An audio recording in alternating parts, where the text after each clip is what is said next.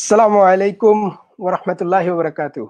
Deer brothers and sisters, আজকে আমরা একটা বিশেষ লাইভ শো নিয়ে এসেছি এবং আমাদের সাথে আছে একজন বিশেষ অতিথি যার নাম হচ্ছেন আসিফ আদনান। আপনারা সবাই তাকে চেনেন এবং সবাই তাকে চেনেন যেমন তার লেখনী আছে, তার সম্পাদনা আছে এবং তার কাজ আছে, তার গবেষণা আছে, এগুলো দিয়ে তো চেনেনই।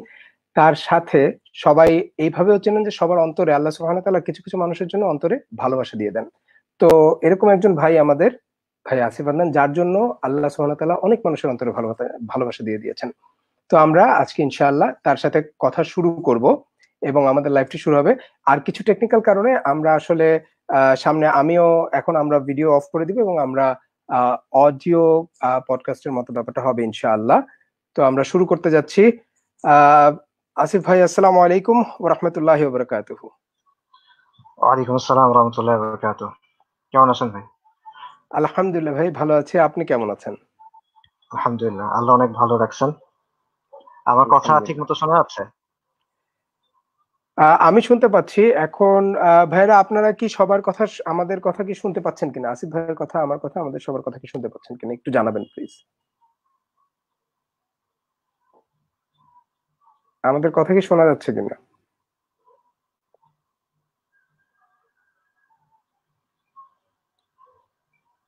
হ্যাঁ, শোনা যাচ্ছে। আলহামদুলিল্লাহ। আচ্ছা, হ্যাঁ, আলহামদুলিল্লাহ। আলহামদুলিল্লাহ, পরিষ্কার শোনা যাচ্ছে। আলহামদুলিল্লাহ। তো আহ আমরা শুরু করতে পারি। সবাই আসলে অনেকে, এবং আমি টু বি ভেরি অনেস্ট, আমি নিজেও অনেক আগ্রহ নিয়ে বসেছিলাম এই লাইভটার জন্য। কারণ আমরা জানতে চাচ্ছি যে মানে এই র্যান্ডের ব্যাপারে অনেক কথা অনেকভাবেই শোনা যায়, আবার মানে অনেক পজিটিভ অনেক নেগেটিভ কথা আমরা শুনতে পাই আর কি। তো আপনার কাছ থেকে আজকে যে জিনিসটা জানবো, অ্যাকচুয়ালি র্যান্ডের ব্যাপারে আমরা আদ্যপান্ত যতটুকু পারা যায়, যদিও এত অল্প সময়ের মধ্যে হয়তো পুরো জানা হয়তো সম্ভব হবে না, কিন্তু যতটুকু জানা যায় আর কি। তো আসলে আপনি একটু বলবেন যে হোয়াট ইজ র্যান্ড কর্পোরেশন সম্পর্কে যদি একটু বলতেন আর কি। আচ্ছা, জি। আউযু বিল্লাহি মিনাশ শাইতানির রাজীম। বিসমিল্লাহির রহমানির রহিম। ইন্নাল হামদুলিল্লাহ ওয়াস সালাতু ওয়াস সালামু আলা রাসূলিল্লাহ। আমি প্রথমে একটু কথা বলে নেই। সেটা হলো ফার্স্ট অফ অল ভাই আমার ব্যাপারে অনেক কিছু বলছেন, যেটার যোগ্য আসলে আমি না। আমি আল্লাহর কাছে ক্ষমা চাই। আমার ব্যাপারে এমন কিছু বলা হয়েছে যেটা আসলে আমি এটার জন্য যোগ্য না। আম এটা হলো ফার্স্ট কথা। সেকেন্ড কথা হলো আমি আগেই আপনার কাছে এবং যারা শুনতেছেন তাদের কাছে অ্যাপোলোজাইজ করি। সেটা হলো আমি পাবলিক স্পিকিং এ একেবারেই অভ্যস্ত না। আমি গুছায় তেমন কথা বলতে পারি না। আমার জন্য লেখাটা মোটামুটি সোজা। সো আমার কথা হয়তোবা এলোমেলো হবে বা আপনার অডিয়েন্স সাধারণত যেই লেভেলের কথা মানে যত গুছিয়ে কথা শুনতে অভ্যস্ত সেটা হয়তোবা আমি মিট করতে পারবো না। এটা আরেকটা বিষয়। মানে শুদ্ধ ভাষায় কথা বলতে আমার আসলে ঝামেলা। বেশ আহ আড়ষ্ট আরকি এভাবে কথা বলতে। তো এই ২ টা ডিসক্লেইমার আমি আগে দিয়ে নিচ্ছি যে আপনারা মেহেরবানি করে ক্ষমা সুন্দর চোখে দেখবেন এই বিষয়গুলো। আচ্ছা, এবার আমরা হ্যাঁ, র্যান্ডের বিষয়ে আমি ফার্স্ট এ আম র্যান্ডের বিষয়ে একটা ব্যাকগ্রাউন্ড দেই যে র্যান্ড কর্পোরেশন আসলে কি?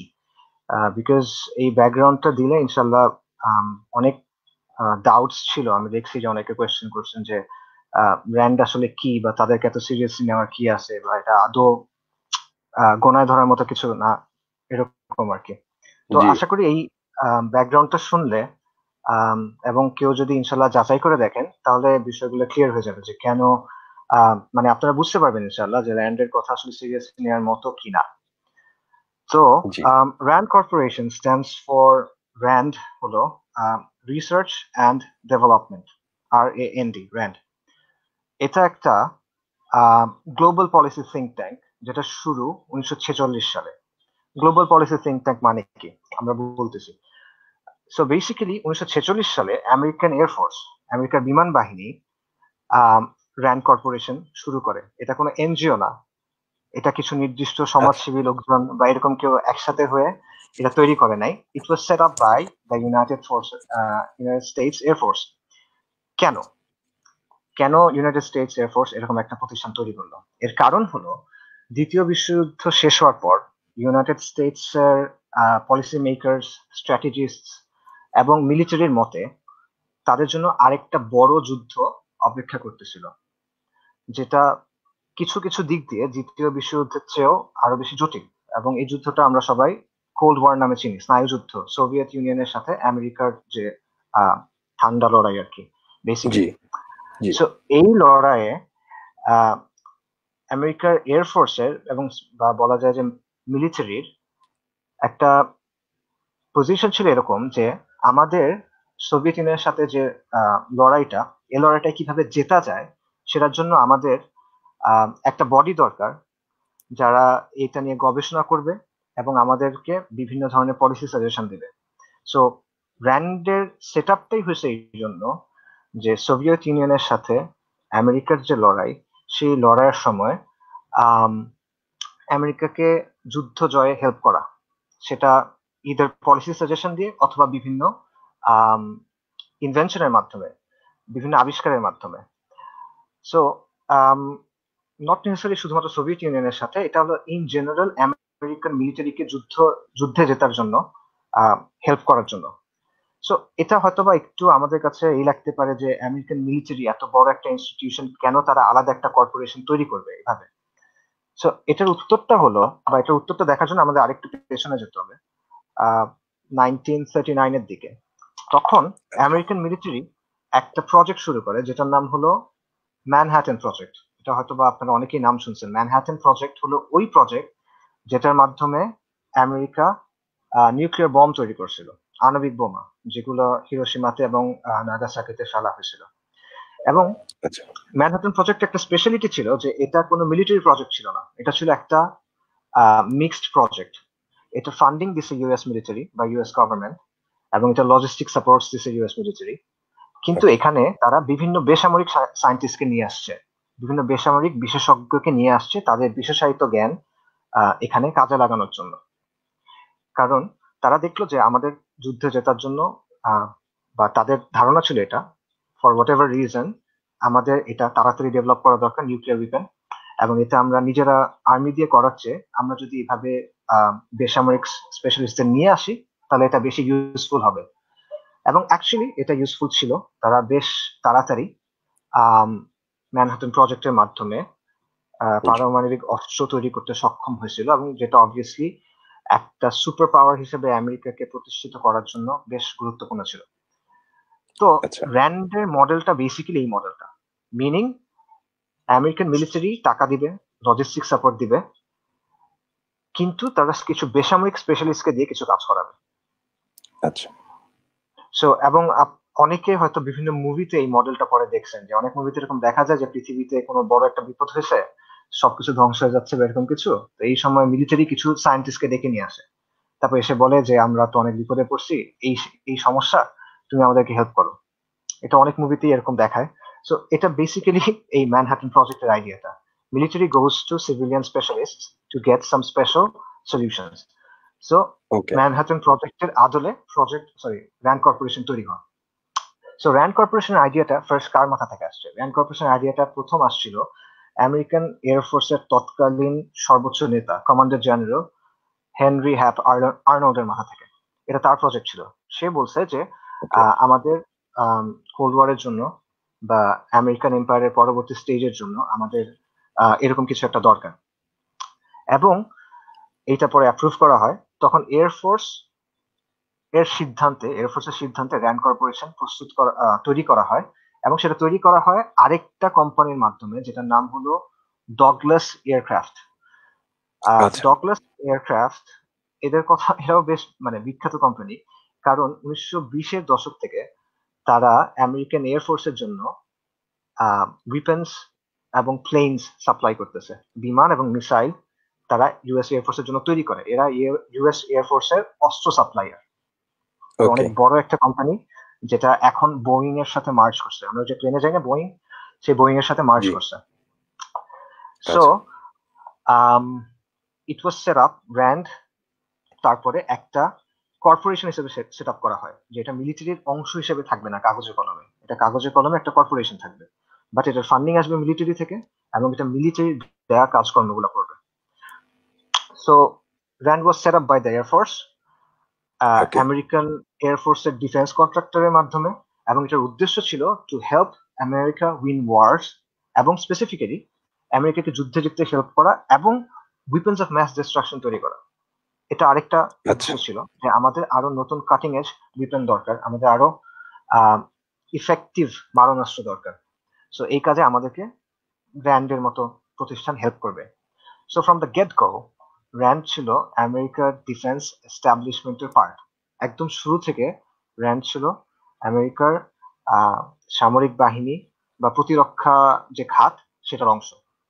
সো অবভিয়াসলি এটা কোনো একটা সিম্পল এনজিও না, বা এটা কোনো একটা সিম্পল রিসার্চ বডি না যেখানে মনে করেন ওকে ইউনিভার্সিটি স্টুডেন্টরা গিয়ে রিসার্চ করে বা এরকম কিছু একটা। আশা করি এতটুকুর মধ্যে সবাই বুঝবেন যে র্যান্ড কতটুক মানে তাদের স্ট্যাচারটা। বাট স্টিল আমি তাদের আরো কিছু বিষয় বলতেছি। র্যান্ডের ফার্স্ট যে প্রজেক্ট ছিল, মানে তাদের আরো কিছু প্রজেক্টের কথা বলি, আপনারা বুঝবেন যে তারা আসলে কোন লেভেলে কাজ করে। র্যান্ডের ফার্স্ট প্রজেক্ট বা one of the first project ছিল ইউএস আর্মি চিন্তা করতেছিল যে কিভাবে আমি অনেক দূরের একটা জায়গায় বোমা হামলা করতে পারবো। ধরেন আমি আমেরিকাতে আছি, আমি ইরানে বোমা হামলা করতে চাই, সরি, এটা আমি কিভাবে করব? তো এর আগ পর্যন্ত এটার মেথড ছিল বিমান। আপনি বিমানে করে এক জায়গা থেকে আরেক জায়গায় বোমা নিয়ে যাবেন, তারপর বোমাটা ফেলবেন। এভাবেই হিরোশিমা এবং নাগাসাকিতে নিউক্লিয়ার বম ফেলা হয়েছে। বাট এটা খুব একটা এফিশিয়েন্ট একটা ওয়ে না, বিমান লাগে, খরচ, অনেক ঝামেলা। তো তাদের চিন্তা ছিল যে কিভাবে এটার একটা সিম্পল একটা ওয়ে বের করা যায়। সো এইটার জন্য র্যান্ড যে সলিউশন বের করে সেটাকে এখন আমরা আইসিবিএম নামে চিনি। আইসিবিএম মানে হলো ইন্টারকন্টিনেন্টাল ব্যালিস্টিক মিসাইলস। বেসিক্যালি এটা হলো এমন মিসাইল যেটার সবচেয়ে লোয়েস্ট রেঞ্জ হলো 5,500 kilometre. Meaning intercontinental ballistic missiles কমপক্ষে 5,500 কিলোমিটার দূরে গিয়ে আঘাত করতে পারে। এবং এখন আমেরিকা যেটা করে বা অন্যান্য বড় কান্ট্রি গুলো যেটা করে যে তাদের অনেকগুলো বড় বড় শিপ থাকে, ডেস্ট্রয়ার শিপ বলে বা অন্যান্য কিছু বলে, সেইখানে তাদের মিসাইল গুলো থাকে এবং তারা সমুদ্র থেকে মিসাইল ছুটতে পারে বা ইভেন তারা অন্য আরেক জায়গা থেকে মিসাইল ছুটতে পারে। তাদের এখন আর প্লেন নিয়ে অনেক দূরে গিয়ে সেখানে বোমা ফেলতে হবে, এটার দরকার হয় না। সো এই টেকনোলজিটা, যেটার নাম হলো ইন্টারকন্টিনেন্টাল ব্যালিস্টিক মিসাইল, এই টেকনোলজিটার ডেভেলপমেন্টে ফান্ডামেন্টাল একটা ভূমিকা ছিল র্যান্ডের গবেষণার। এটা একটা এক্সাম্পল। এইটা নিয়ে যখন তারা রিসার্চ করতেছিল তখন তারা আরেকটা জিনিস আবিষ্কার করে, সেটা হলো আরেকটা জিনিসের থিওরিটিক্যাল ফ্রেমওয়ার্ক আবিষ্কার করে অ্যাকচুয়ালি, সেটা হলো স্পেস স্টেশন। নিশ্চয়ই বাংলাদেশের সবাই এখন স্পেস স্টেশন চেনেন, যেহেতু আমাদেরও একটা স্পেস স্টেশন এখন একটা আছে, আমি যতদূর জানি। তো র্যান্ড আজকে থেকে প্রায় 70 বছর আগে তারা প্রথম স্পেস স্টেশনের থিওরিটিক্যাল ফ্রেমওয়ার্কটা দেয়। তখন এটা ছিল না। তাদের থিওরিটিক্যাল ফ্রেমওয়ার্কের উপর বেস করে পরবর্তীতে ইউএস মিলিটারি এটা তৈরি করে। সিমিলারলি এরকম আরো বিভিন্ন জিনিস তারা তৈরি করছে। ফর এক্সাম্পল যেটাকে থার্মোনিউক্লিয়ার বম বলে বা হাইড্রোজেন বম বলে, আচ্ছা এটা তাদের তৈরি ছিল। তাদের খুব ইন্টারেস্টিং একটা কাজ ছিল, যেটা স্পেসিফিক্যালি যারা ইকোনমিক্স ব্যাকগ্রাউন্ড থেকে আসে তাদের জন্য খুব ইন্টারেস্টিং। সেটা হলো স্নায়ুযুদ্ধের সময় নিউক্লিয়ার উইপেন্স মানে আণবিক বোমা কিভাবে ইউজ হবে এটার স্ট্র্যাটেজিটা র্যান্ড তৈরি করছিল, এবং তাদের স্ট্র্যাটেজিটা পরবর্তীতে আমেরিকা অলমোস্ট হুবহু গ্রহণ করে নিছিল। এবং তারা যেটা করছিল সেটা হলো ইকোনমিক্সের একটা জিনিস আছে গেম থিওরি অ্যানালিসিস, যেটা যাই হোক ওটা নিয়ে বিস্তারিত বলার সুযোগ নেই। তারা এই গেম থিওরি অ্যানালিসিসকে মিলিটারি স্ট্র্যাটেজির ক্ষেত্রে ইউজ করছিল, এবং এই সময় তারা বেশ কিছু জিনিস স্ট্র্যাটেজি ডক্ট্রিন তৈরি করছিল, যেমন second strike capacity, nuclear deterrence, এরকম। সো এই কথাগুলো একটু শুনতে কঠিন, মানে এটা সিম্পল ভাবে বললে যে নিউক্লিয়ার কোল্ড ওয়ারের সময় পারমাণবিক যুদ্ধের জন্য আমেরিকার যে স্ট্র্যাটেজি ছিল বা কৌশল ছিল সেটা কাঠামোটা র্যান্ডের রিসার্চের উপর বেস ছিল। সো এটা হলো তাদের আরেকটা বেশ বড় কাজ। ভিয়েতনাম ওয়ারের সময়, ভিয়েতনাম ওয়ার আমেরিকাতে কাগজে কলমে প্রায় ভুলে গেছি এখন, বেশ লম্বা সময় চলছে, 10 বছরের বেশি মনে হয়। যাই হোক, ভিয়েতনাম ওয়ারের সময় আমেরিকার যে পলিসি ছিল সেটার পেছনে র্যান্ডের দুটা রিসার্চ পেপারের খুব বড় ভূমিকা ছিল, এবং এটা এই ব্যাপারে যারা বিস্তারিত জানতে চান তারা ড্যানিয়েল এলসবার্গের বইগুলো দেখতে পারেন। ড্যানিয়েল এলসবার্গ হলো আমেরিকার ডিফেন্সে কাজ করতো। সে মানে প্রথম হুইসেল ব্লোয়ার বলা যায়। আমরা এখন এই যে উইকিলিক্স এর কথা শুনি, এডওয়ার্ড স্নোডেনের কথা শুনি, সে হলো প্রথমবারের মতো এই কাজটা করছিল। সে আমেরিকার ডিফেন্সের বিভিন্ন ডকুমেন্ট লিক করছিল। তো তার আচ্ছা। বইয়ে সেটা নিয়ে আলোচনা করছে যে কিভাবে ভিয়েতনাম ওয়ারের ডক্ট্রিনটা কিভাবে তৈরি হয়েছিল এবং এটার পেছনে র্যান্ডের একটা ইনস্ট্রুমেন্টাল ভূমিকা ছিল। So okay. Up until 1980s RAND জি। স্পেসিফিক্যালি আমেরিকার ন্যাশনাল সিকিউরিটি নিয়ে কাজ করতো। ন্যাশনাল সিকিউরিটি অর্থ জাতীয় নিরাপত্তা সংক্রান্ত ইস্যু নিয়ে কাজ করতো এবং বেশিরভাগ ছিল ক্লাসিফাইড, মিনিং তাদের এই বেশিরভাগ কাজই গোপন, এগুলা পাবলিকলি প্রকাশ তারা হয়নি। ই করতো না। আচ্ছা। হ্যাঁ, এবং র্যান্ড বেশিরভাগ কাজই করতো পেন্টাগনের জন্য। So okay. আমরা যদি রিক্যাপ করি অনেক ইনফরমেশন, আমি যদি একটু সিম্পল করে রিক্যাপ করি, সেটা হলো যে র্যান্ড কর্পোরেশন তৈরি করা হয়েছিল ইউএস এয়ারফোর্সের মাধ্যমে। তারা আচ্ছা। দীর্ঘদিন এক্সক্লুসিভলি এয়ারফোর্স, পেন্টাগন, আর্মি তাদের জন্য কাজ করছে। হুম। র্যান্ডের লোকজন সরাসরি পেন্টাগনে কাজ করছে, স্পেশালি ভিয়েতনাম ওয়ারের সময়। ভিয়েতনাম ওয়ারের সময় পেন্টাগনে অনেক পজিশনে র্যান্ডের লোকজন ছিল। আচ্ছা। 70-এর দশক পর্যন্ত তাদের বেশিরভাগ কাজ ছিল, 70 এবং 80-এর দশক পর্যন্ত আমি যেটা বললাম যে ন্যাশনাল সিকিউরিটির জন্য। এন্ড ইভেন এখনো আপনারা যদি র্যান্ডের ওয়েবসাইটে যান, আপনারা যদি জি। একটু খোঁজাখুঁজি করেন, আপনারা দেখবেন যে এখনো তাদের ওয়েবসাইটে বলা আছে যে র্যান্ডের অর্ধেকের কাছাকাছি কাজ হলো ন্যাশনাল সিকিউরিটি ইস্যুস নিয়ে, মানে আমেরিকার জাতীয় নিরাপত্তা সংক্রান্ত বিষয়ে। এবং আচ্ছা। র্যান্ড দের ফান্ডিং এর বেশিরভাগ, মানে অর্ধেকের মতো আসে আমেরিকান গভর্নমেন্টের কাছ থেকে, বাকি আসে ফোর্ড ফাউন্ডেশন এবং এরকম বিভিন্ন ফাউন্ডেশন থেকে। তারা ওকে। তাদের ওয়েবসাইটে তারা বলছে যে তারা আমেরিকার মিলিটারির জন্য কাজ করে এবং আমেরিকার ইন্টেলিজেন্স এজেন্সির জন্য কাজ করে। ইন্টেলিজেন্স এজেন্সিজ মিনিং গোয়েন্দা, সিআইএ, এনএসএ এটসেট্রা। এবং আচ্ছা। তারা আরো আচ্ছা। বলছে তারা কাদের কার জন্য কাজ করে। তারা বলছে আমরা office of secretary of defence, meaning আমেরিকার প্রতিরক্ষা মন্ত্রণালয়ের জন্য কাজ করি, জয়েন্ট স্টাফের জন্য কাজ ওকে। করে, military joint staff, unified command, আবারও মিলিটারি, নেভি হুম। এবং অলসো ফরেন গভর্নমেন্টস। সো তারা ফরেন গভর্নমেন্টস এর জন্য কাজ করে। সো অবভিয়াসলি আশা করতেছি আমি যে র্যান্ড হুম। কর্পোরেশনের স্ট্যাচারটা কি, তারা কি একটা বেসিক রাইট। নর্মাল এনজিও বা রিসার্চ বডি কিনা, এটা আশা করি ক্লিয়ার হয়েছে। সো ফাইনালি আমি রাইট। তাদের ব্যাপারে আর একটা জি। ইনফরমেশন দিই, সেটা হলো যে তাদের জি। এখানে কাজ করছে এমন কিছু মানুষের নাম বলি, তাহলে আপনারা আরেকটু ইজিলি ব্যাপারটা বুঝবেন। তো ওকে। বিভিন্ন সময় র্যান্ডে কাজ করছে এরকম লোকের মধ্যে আছে হেনরি কিসিঞ্জার, বিখ্যাত হেনরি আচ্ছা। কিসিঞ্জার, বাংলাদেশকে যে তলাবিহীন আচ্ছা। করে বলছিল, হ্যাঁ। সেক্রেটারি অফ স্টেট ছিল, national right. Security adviser to the president ছিল। তারপর হুম। পল উলফোভিটস, যে আমেরিকার একজন ডিপ্লোম্যাট এবং অনেক বড় বড় পজিশন ছিল, নিওকন। Condoleezza right. রাইস, বুশের সময়ে যে সেক্রেটারি অফ স্টেট ছিল, অর্থাৎ বাহ! সেক্রেটারি আচ্ছা, অফ আচ্ছা। স্টেট মানে হলো আম, কি স্বরাষ্ট্রমন্ত্রী, right? পররাষ্ট্রমন্ত্রী, সরি, পররাষ্ট্রমন্ত্রী। পররাষ্ট্রমন্ত্রী। হুম, ডোনাল্ড হুম। রামসফেল্ড, ডোনাল্ড রামসফেল্ড যে ছিল সেক্রেটারি অফ ডিফেন্স। অর্থাৎ ইয়েস। হুম। বুশের যে ওয়ার ক্যাবিনেট ছিল তার ম্যাক্সিমাম লোকজন র্যান্ড থেকে আসা। এবং ওকে। সবচেয়ে ইন্টারেস্টিং বিষয় হলো আপনি দেখবেন যে র্যান্ডের অনেক লোক জি। র্যান্ডে কাজ করছে, তারপর গিয়ে গভর্নমেন্টে ঢুকছে, আবার র্যান্ডে আসছে তারপরে। অর্থাৎ মানে কন্টিনিউসলি র্যান্ড থেকে ইউএস গভর্নমেন্টের ভেতরে যাওয়া এবং আবার আসা যাওয়া, এটা একটা এস্টাবলিশড প্যাটার্ন। সো অবভিয়াসলি ওকে। র্যান্ডের চিন্তা কিভাবে ইউএস গভর্নমেন্টকে প্রভাবিত করে এটার একটা এক্সাম্পল আপনারা পাবেন। এর বাইরে এখানে কাজ করছে 29 জনের মতো নোবেল বিজয়ী।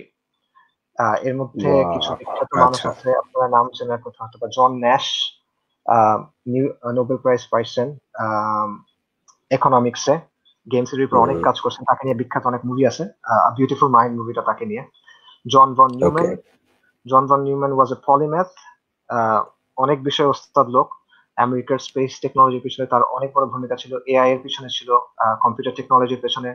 পল স্যামুয়েলসন, কেনেথ অ্যারো, বড় বড় ইকোনমিস্ট। এবং ইভেন আমরা যে রিপোর্টগুলো নিয়ে কথা বলবো, র্যান্ডের যে রিপোর্টগুলো নিয়ে কথা হয়, সেই রিপোর্টের যে দুজন রাইটার, তাদেরও ভালো জি। পরিচয় আছে। এদের একজন ওকে। রাইটার র্যান্ডে আসার আগে আমেরিকার ডিপার্টমেন্ট অফ ডিফেন্সে কাজ করছে, এঞ্জেল রাবাসা। আর আচ্ছা। অন্যজন রাইটার, তার নাম হলো শেরিল বার্নার্ড। সেও আম, এরকম ডিপার্টমেন্ট অফ ডিফেন্সের হয়ে কাজ করছে এবং তার আরেকটা পরিচয় আছে, সেটা হলো সে জালমাই হুম। খালিল জাদের ওয়াইফ। ওকে। আর জালমাই খালিলজাদ খুব ইন্টারেস্টিং একটা লোক। সে হলো একজন আফগান বংশোদ্ভূত আমেরিকান, যে এক সময় জাতিসংঘে আমেরিকার রাষ্ট্রদূত ছিল, মানে অ্যাম্বাসেডর টু ইউনাইটেড হুম। নেশনস ছিল। আফগানিস্তানে রাইট। আমেরিকার রাষ্ট্রদূত ছিল, ইরাকে আমেরিকার রাষ্ট্রদূত ছিল। সে 1980 সালে আমেরিকার ডিপার্টমেন্ট অফ ডিফেন্সে ছিল, স্টেট ডিপার্টমেন্টে ছিল, সরি। সে বুশের বাবা, যে মানে বড় বুশ, তার আন্ডারে রাইট। কাজ করছে ডিফেন্সে, আচ্ছা। বুশের আন্ডারে কাজ করছে। এবং হুম। বর্তমানে সে হলো আফগানিস্তানে আমেরিকার স্পেশাল রিপ্রেজেন্টেটিভ। সো আফগানিস্তানে এখন যে আচ্ছা। চুক্তি হচ্ছে তালিবানের সাথে বা যাই কিছু হচ্ছে, আমেরিকার সবকিছুর প্রতিনিধিত্ব করতেছে জালমাই শিট। খালিলজাদ। তো ওকে। জালমাই খালিলজাদ ওয়াইফ হলো মডারেট ইসলাম কি, সেটা নিয়ে রিপোর্ট লেখা মহিলা। এবং আরো ইন্টারেস্টিং আচ্ছা। বিষয় হলো জালমাই খালিলজাদ নিজে একসময় র্যান্ডে কাজ করছে। ওকে। So okay. হুম।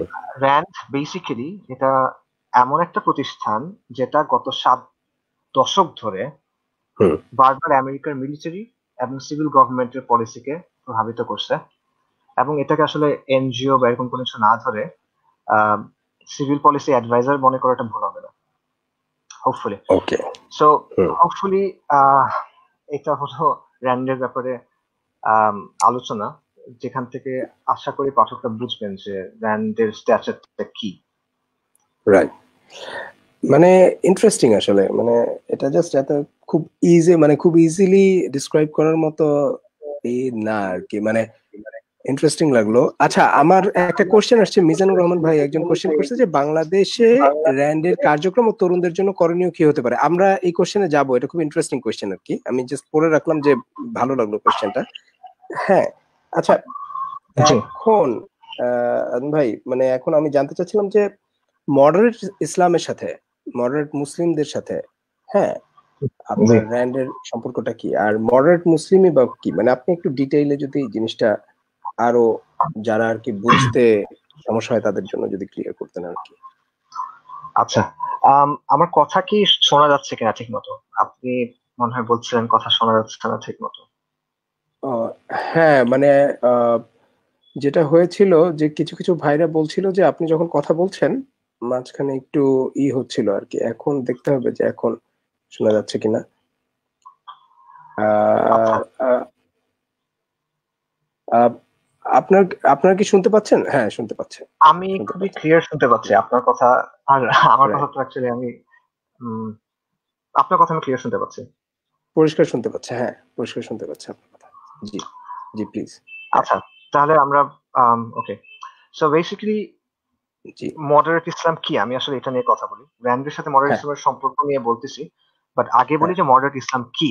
রাইট, কারণ এটাই এবং জানতে হবে আসলে প্রথমে। হ্যাঁ।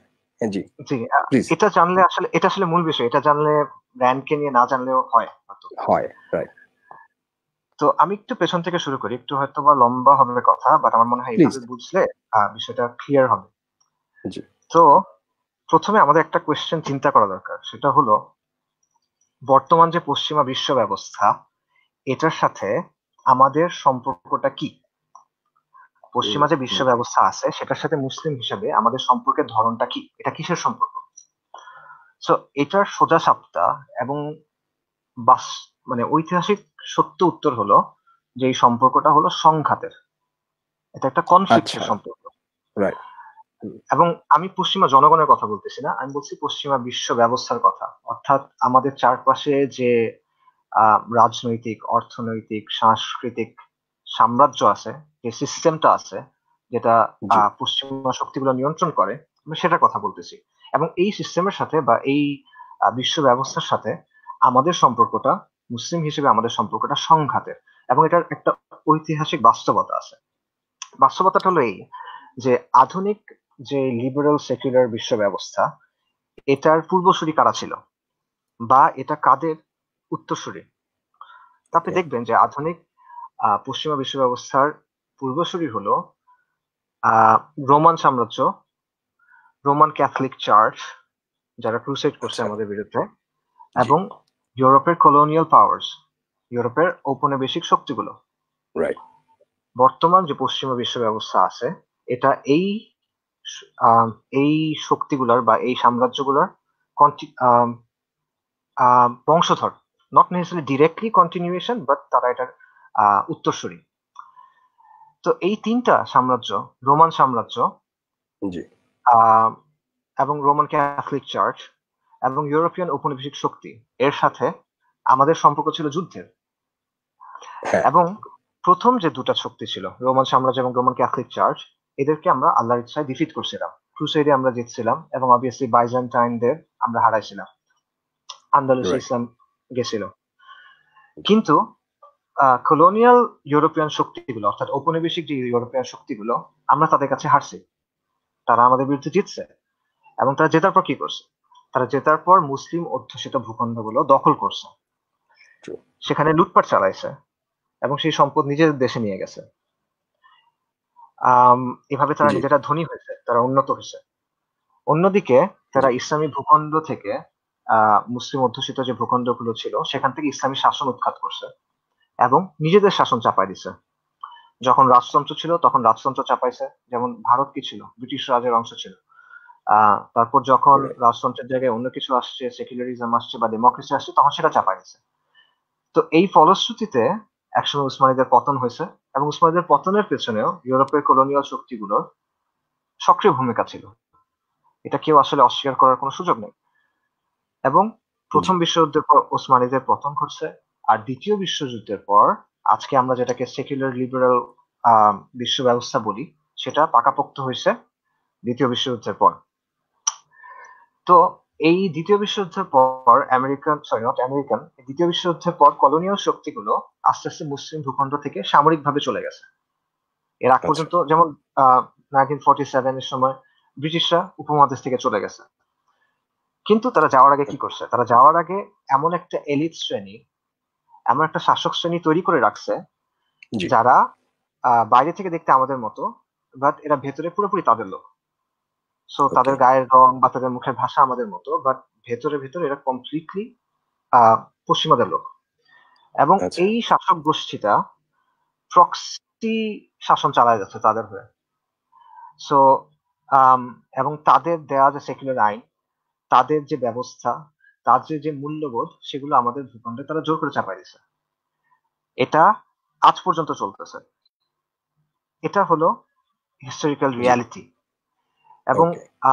তারা যে এলিট শ্রেণী তৈরি করছে, এরা শুধু শাসন নিয়ন্ত্রণ করে না, শাসন, সামরিক ব্যবস্থা, মিডিয়া, কালচারাল এলিট, সবকিছুই এরকম একটা ব্রিটিশদের ছাঁচে, নট নেসেসারি ব্রিটিশদের, কলোনিয়ালদের ছাঁচে করা একটা শ্রেণীর কাছে এরা দিয়ে গেছে এবং এরা বাই প্রক্সি তাদের শাসনটা চালায় যাচ্ছে। সো তাদের সামরিক যে নিয়ন্ত্রণ সেটা তারা সরায় নিছে, কিন্তু তাদের যে আদর্শিক উপনিবেশ সেটা এখনো কন্টিনিউ করতেছে। সো আচ্ছা। এবং এই জিনিসটা এত বছর ধরে চলতেছে যে এখন আমরা এটাতে অভ্যস্ত হয়ে গেছি। এখন এই কথাটা আমরা ওভাবে চিন্তা করি না, কিন্তু এটা হলো ওকে। বাস্তবতা।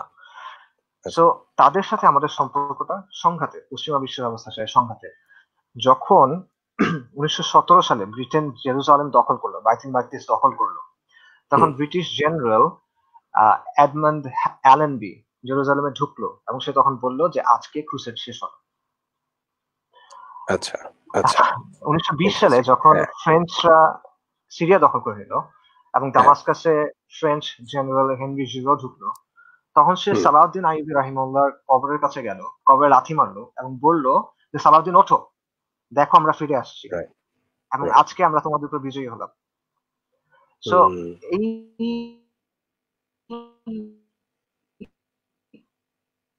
জিনিসটা সো যত জেনুইন ইসলামিক আন্দোলন আছে, যারা ইসলামিক রিভাইভাল চায়, যারা চায় যে ইসলামের পুনর্জাগরণ হোক, ইসলামী শরিয়া প্রতিষ্ঠিত হোক, যত জেনুইন আছে আন্দোলন, সেটা সশস্ত্র হোক, নিরস্ত্র হোক, সামাজিক আন্দোলন হোক, দাওয়াতি আন্দোলন হোক, রাজনৈতিক আন্দোলন হোক, পশ্চিমারা জি। সেটাকে তাদের শত্রু মনে করে।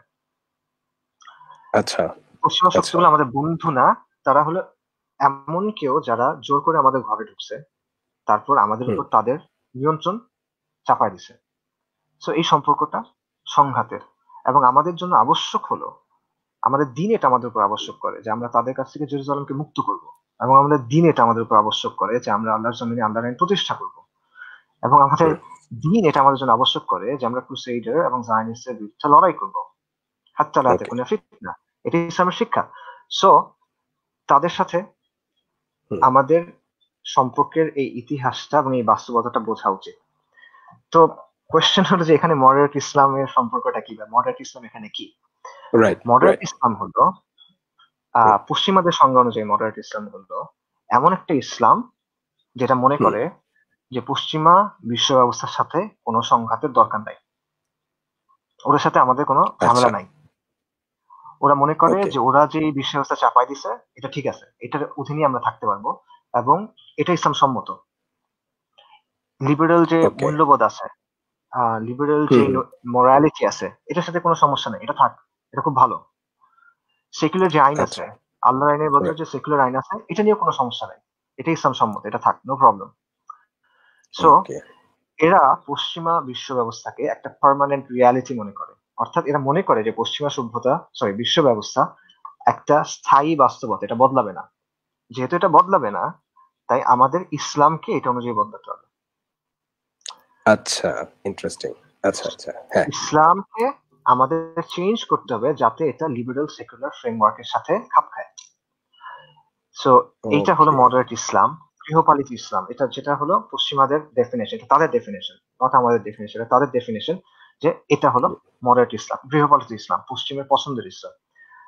So okay. এই মডারেট ইসলাম নিয়ে পশ্চিমে কথাবার্তা অনেক আগে থেকেই ছিল, এটা এমন না যে এটা র্যান্ডের রিপোর্ট থেকে শুরু হয়েছে। সো 90-এর দশকে অনেক পলিসি অ্যানালিস্ট, অনেক পলিটিশিয়ান এবং অনেক কমেন্টেটর, স্ট্র্যাটেজিস্ট তারা এটা নিয়ে কথা বলছে, বিশেষ করে আচ্ছা সোভিয়েত ইউনিয়নের পতনের পর। আচ্ছা। হার্ভার্ডের স্যামুয়েল হান্টিংটন তখন বলা শুরু করছে যে ইসলামের সাথে একটা সভ্যতার সংঘাত দেখা দিবে এবং পশ্চিমা বিশ্ব ব্যবস্থার জন্য সবচেয়ে বড় থ্রেট হলো ইসলাম। আচ্ছা, তার তো মানে আমি এই একটু ধরনের, একটু একটু জি ইন্টারফিয়ার করতেছি আপনাকে। সরি। জি মানে তার মানে হচ্ছে যে মডারেট ইসলাম এমন না যে র্যান্ড এসে ওরাই শুরু করে দিছে, ব্যাপারটা এরকম না। অনেক আগে থেকেই মডারেট ইসলামের এটা চলে আসছে। এই তো, মানে, তাই না? Right, right, simple. রাইট, কারণ রাইট। যখনই হ্যাঁ, কেউ কোনো জায়গায় আক্রমণ করে এবং আক্রমণ করে সে ওই জায়গাটা নিজের নিয়ন্ত্রণে রাখতে চায়, তখন তার রাইট। এমন কিছু মানুষ লাগে যারা ওই জি। অঞ্চলের নেটিভ লোক, লোকাল লোক, কিন্তু তারা তার হয়ে কাজ করবে। রাইট। আমি জি, বুঝাতে পারছি, সিম্পল ভাবে বলি, মানে জি। বাংলাদেশের মানুষ যেটা সহজে বুঝবে সেটা হলো যে আপনি যখন আরেকটা দেশে আক্রমণ করবেন এবং আপনি দূর থেকে সেই দেশটা নিয়ন্ত্রণ করতে চাইবেন, তখন আপনার কিছু রাজাকার লাগবে, জি। আপনার কিছু লোক লাগবে যারা ওই রাইট, এলাকার মানুষ, কিন্তু তারা আপনার হয়ে কাজ করে। রাইট, সো তারা রাইট। টাকার জন্য করে বা তারা কনভিন্স হয়ে করে। তো মডারেট ইসলাম হলো ওর তারা যারা কনভিন্স হয়ে করে, তারা মনে করে যে না ঠিক আছে, তারা যে আমাদের নিয়ন্ত্রণ করতেছে এটা ভালো, তারা যে আমাদের বলে দিচ্ছে এটা করো সেটা করো, বা তারা যেই সলিউশন দিচ্ছে এটাই ভালো, এবং আমি এটা চাই, রাইট। আমি এটার জন্য কাজ করব। সো ওকে, ওকে। ওয়েস্টের মতে এটা হলো মডারেট ইসলাম। তো যাই হোক, নাইনটিন সো কোল্ড ওয়ারের পরে আমেরিকানদের যে চিন্তা ছিল, নট নেসেসারিলি আমেরিকান, ওয়েস্টার্নদের যে চিন্তা ছিল সেটা হলো যে এনলাইটেনমেন্টের পর আহ খ্রিস্টিয়ানিটি এবং জুডাইজম, অর্থাৎ ইহুদি ধর্ম এবং খ্রিস্টান ধর্ম একটা সংস্কার প্রক্রিয়ার মধ্য দিয়ে গেছে, এবং এই সংস্কার প্রক্রিয়ার মধ্য দিয়ে তারা আধুনিক হয়ে উঠছে। তা আধুনিক বলতে তারা বোঝায় কি? আধুনিক বলতে অর্থাৎ তারা এনলাইটেনমেন্টের মূল্যবোধ, এনলাইটেনমেন্টের দর্শন, এনলাইটেনমেন্টের নৈতিকতা গ্রহণ করে নিছে। যা কিছু এনলাইটেনমেন্টের সাথে সাংঘর্ষিক ছিল, লিবারেল সেকুলার ফ্রেমওয়ার্কের সাথে সাংঘর্ষিক ছিল, সেটা জি। নিজেদের ধর্ম থেকে বাদ দিছে। সো তাদের ইচ্ছা ছিল বা তাদের অবস্থান ছিল যে ইসলামকেও এরকম একটা সংস্কারের মধ্য দিয়ে গিয়ে আধুনিক হয়ে উঠতে হবে। অর্থাৎ ইসলামের একটা সংস্কার প্রক্রিয়ার মধ্য দিয়ে গিয়ে সেকুলার এবং লিবারেল হয়ে উঠতে হবে। যদি ইসলাম এটা করে, তাহলে ইসলাম আধুনিক পশ্চিমা সভ্যতার অংশ হতে পারবে। কিন্তু এটা যদি ইসলাম না করে, বা এটা যদি মুসলিমরা না করে, রাদার এটা যদি মুসলিমরা না করে, তাহলে একটা সভ্যতার সংঘাত দেখা দিবে। তো আপনি এই সময় 90s এর সময় তাদের লেখাতে গুড মুসলিম, ব্যাড মুসলিম, রাডিক্যাল, মডারেট, এই ধরনের শ্রেণী বিভাগ গুলো দেখবেন। হয়তোবা শব্দগুলো এক্স্যাক্টলি এভাবে ইউজ হবে না, বাট এই আইডিয়াটা ওখানে পাবেন। সো তাদের কাছে গুড মুসলিমকে, গুড মুসলিম হলো যে ইসলামকে সংস্কার করতে চায়, ইসলামকে সংস্কার করে পশ্চিমের সাথে খাপ খাওয়াতে চায়, সে হলো গুড মুসলিম। আর যে 1400 বছর আগে ইসলাম চায়, সে হলো ব্যাড মুসলিম। তো এই চিন্তাটা 2001 এর পরে যখন আহ, নিউ ইয়র্ক পেন্টাগনের ঘটনা ঘটলো, তখন, এবং তারা যুদ্ধ শুরু করলো, তখন এটা একটা আর্জেন্সি দেখা যায়। তখন তাদের মনে হয় যে না, এই মুসলিমরা কতদিনে নিজেরা নিজেরা আধুনিক হবে, নিজেরা নিজেরা সংস্কার করবে, এর জন্য অপেক্ষা করা যাবে না। আমরা নিজেরাই ইসলামকে বদলে দেওয়ার কাজ করব, আমরা আমাদেরই কাজ করতে হবে। কেন? কারণ আমরা যে যুদ্ধটা করতেছি এটা একটা আদর্শিক যুদ্ধ। যেহেতু একটা আদর্শিক যুদ্ধ, তাই তোরা বোরাতে কিংবা ফাল্লুজাতে যারা আছে তাদেরকে মারলে যুদ্ধ শেষ হবে না। আমি একজনকে মারবো, তার জায়গায় আরেক 10 জন আসবে। সো আমার যদি জিততে হয়, তাহলে আমার তাদের আদর্শটা পরাজিত করতে হবে, বা তাদের আদর্শটাকে হারাতে হবে। আর সেই আদর্শটা কি? আদর্শটা হলো ইসলাম। সো সন্ত্রাসের বিরুদ্ধে যুদ্ধ হলো অ্যাকচুয়ালি ইন রিয়ালিটি ইসলামের বিরুদ্ধে যুদ্ধ। আর এই যুদ্ধে জেতার জন্য ওকে। কি করতে হবে? ইসলামকে বদলা দিতে হবে। আমেরিকার ঠিক করে দেওয়া প্রেসক্রিপশন অনুযায়ী ইসলামকে কাটছাঁট করতে হবে, ইসলামকে সেকুলারাইজ করতে হবে, যাতে করে মুসলিম বিশ্বে আমেরিকার যে স্বার্থগুলো আছে, তেল আছে, গ্যাস পাইপলাইন আছে, আর অনেক কিছু আছে, তাদের এইডের নামে টাকা পয়সা এখানে নিয়ে যাচ্ছে, অনেক কিছু আছে, তাদের যে এম্পায়ার আছে সেই এম্পায়ারের স্বার্থ রক্ষা করতে হবে। মুসলিমরা যেন আমেরিকা বিরোধী না হয়, পশ্চিমা বিরোধী না হয়, সেটা নিশ্চিত করতে হবে। মুসলিমরা যেন ডেমোক্রেসির বিরুদ্ধে না যায়, লিবারেলিজমের বিরুদ্ধে না যায়, সেটা নিশ্চিত করতে হবে। আম, এবং নিশ্চিত করতে হবে যে মুসলিমরা যেন আমেরিকার নেতৃত্বে যে নিউ নিউ ওয়ার্ল্ড অর্ডার আছে সেটার বিরুদ্ধে না দাঁড়ায়। মুসলিমরা যেন আক্রমণের আহ বিরুদ্ধে আত্মরক্ষা করার চেষ্টা না করে। তারা যেন লিবারেল সেকুলার সিস্টেমের বাইরে গিয়ে অন্য কোনো সিস্টেম না খুঁজে। এবং সবচেয়ে ইম্পর্টেন্ট যেটা, এবং সবচেয়ে ইম্পর্টেন্ট যে বিষয়টা, সেটা হলো মুসলিমরা যেন ইসলামী রাষ্ট্র না চায়, মুসলিমরা যেন ইসলামী রাষ্ট্র প্রতিষ্ঠার কোনো চেষ্টা না করে, তারা যেন শরিয়া ওকে। প্রতিষ্ঠার কোনো চেষ্টা না করে, এবং তারা যেন খিলাফা না চায়। সো বেসিক্যালি মডারেট ইসলাম হলো এমন একটা ইসলাম যেটা তাদের সাম্রাজ্যকে মেনে নিবে। তারা সাম্রাজ্যের জন্য থ্রেট না, তারা সাম্রাজ্যের বিরোধিতা করবে না। আর মডারেট মুসলিম হলো এমন এক জাতের মুসলিম যে, মনে করেন তাদের গলার উপর আমেরিকা বুট দিয়ে চাপ দিয়ে আছে, বুট দিয়ে পাড়া দিচ্ছে বেসিক্যালি। সো সে এই বুটটা সরানোর চেষ্টা করবে না, সে চেষ্টা তো করবেই না, সে উল্টা আহ বুটটা চাটবে, এবং চাটতে চাটতে সে বলবে যে আমি যে তার বুট চাটতেছি না, এটাই হলো ইসলাম, এটাই হলো সঠিক ইসলাম, এটাই হলো ইসলামের সঠিক বুঝ, এটা হলো ক্রিটিক্যাল থিঙ্কিং, এটা হলো সফিস্টিকেশন, এটা হলো যুগের সাথে তাল মিলানো, এটা হলো ইসলামের মূল স্পিরিট। তো তোমরাও এটা করো। আর যেই মুসলিম তার গলার উপর থাকা আমেরিকার বুটটা সরানোর চেষ্টা করবে, এই মডারেটরা বলবে যে এ হলো ব্যাকডেটেড, ইউটোপিয়ান, বর্বর, or terrorist. So in short, যদিও খুব একটা শর্ট হয় নাই, এটা হলো moderate Islam as defined by America, আমেরিকার ডেফিনেশন অনুযায়ী এটা হলো মডারেট ইসলাম। এখন কোয়েশ্চেন হলো ওকে। যে মডারেট ইসলামের সাথে র্যান্ডের সম্পর্কটা কি? রাইট। সো মডারেট ইসলামের সাথে র্যান্ডের সম্পর্ক হলো যে 2001-এর পর কিভাবে আমেরিকার চিন্তা ছিল যে তারা মানে মুসলিমরা নিজেরা নিজেরা সংস্কার করবে, নিজেরা নিজেরা মডারেট হবে, এর জন্য ওয়েট করা যাবে না, এখানে আমরাই ইন্টারফেয়ার করতে হবে।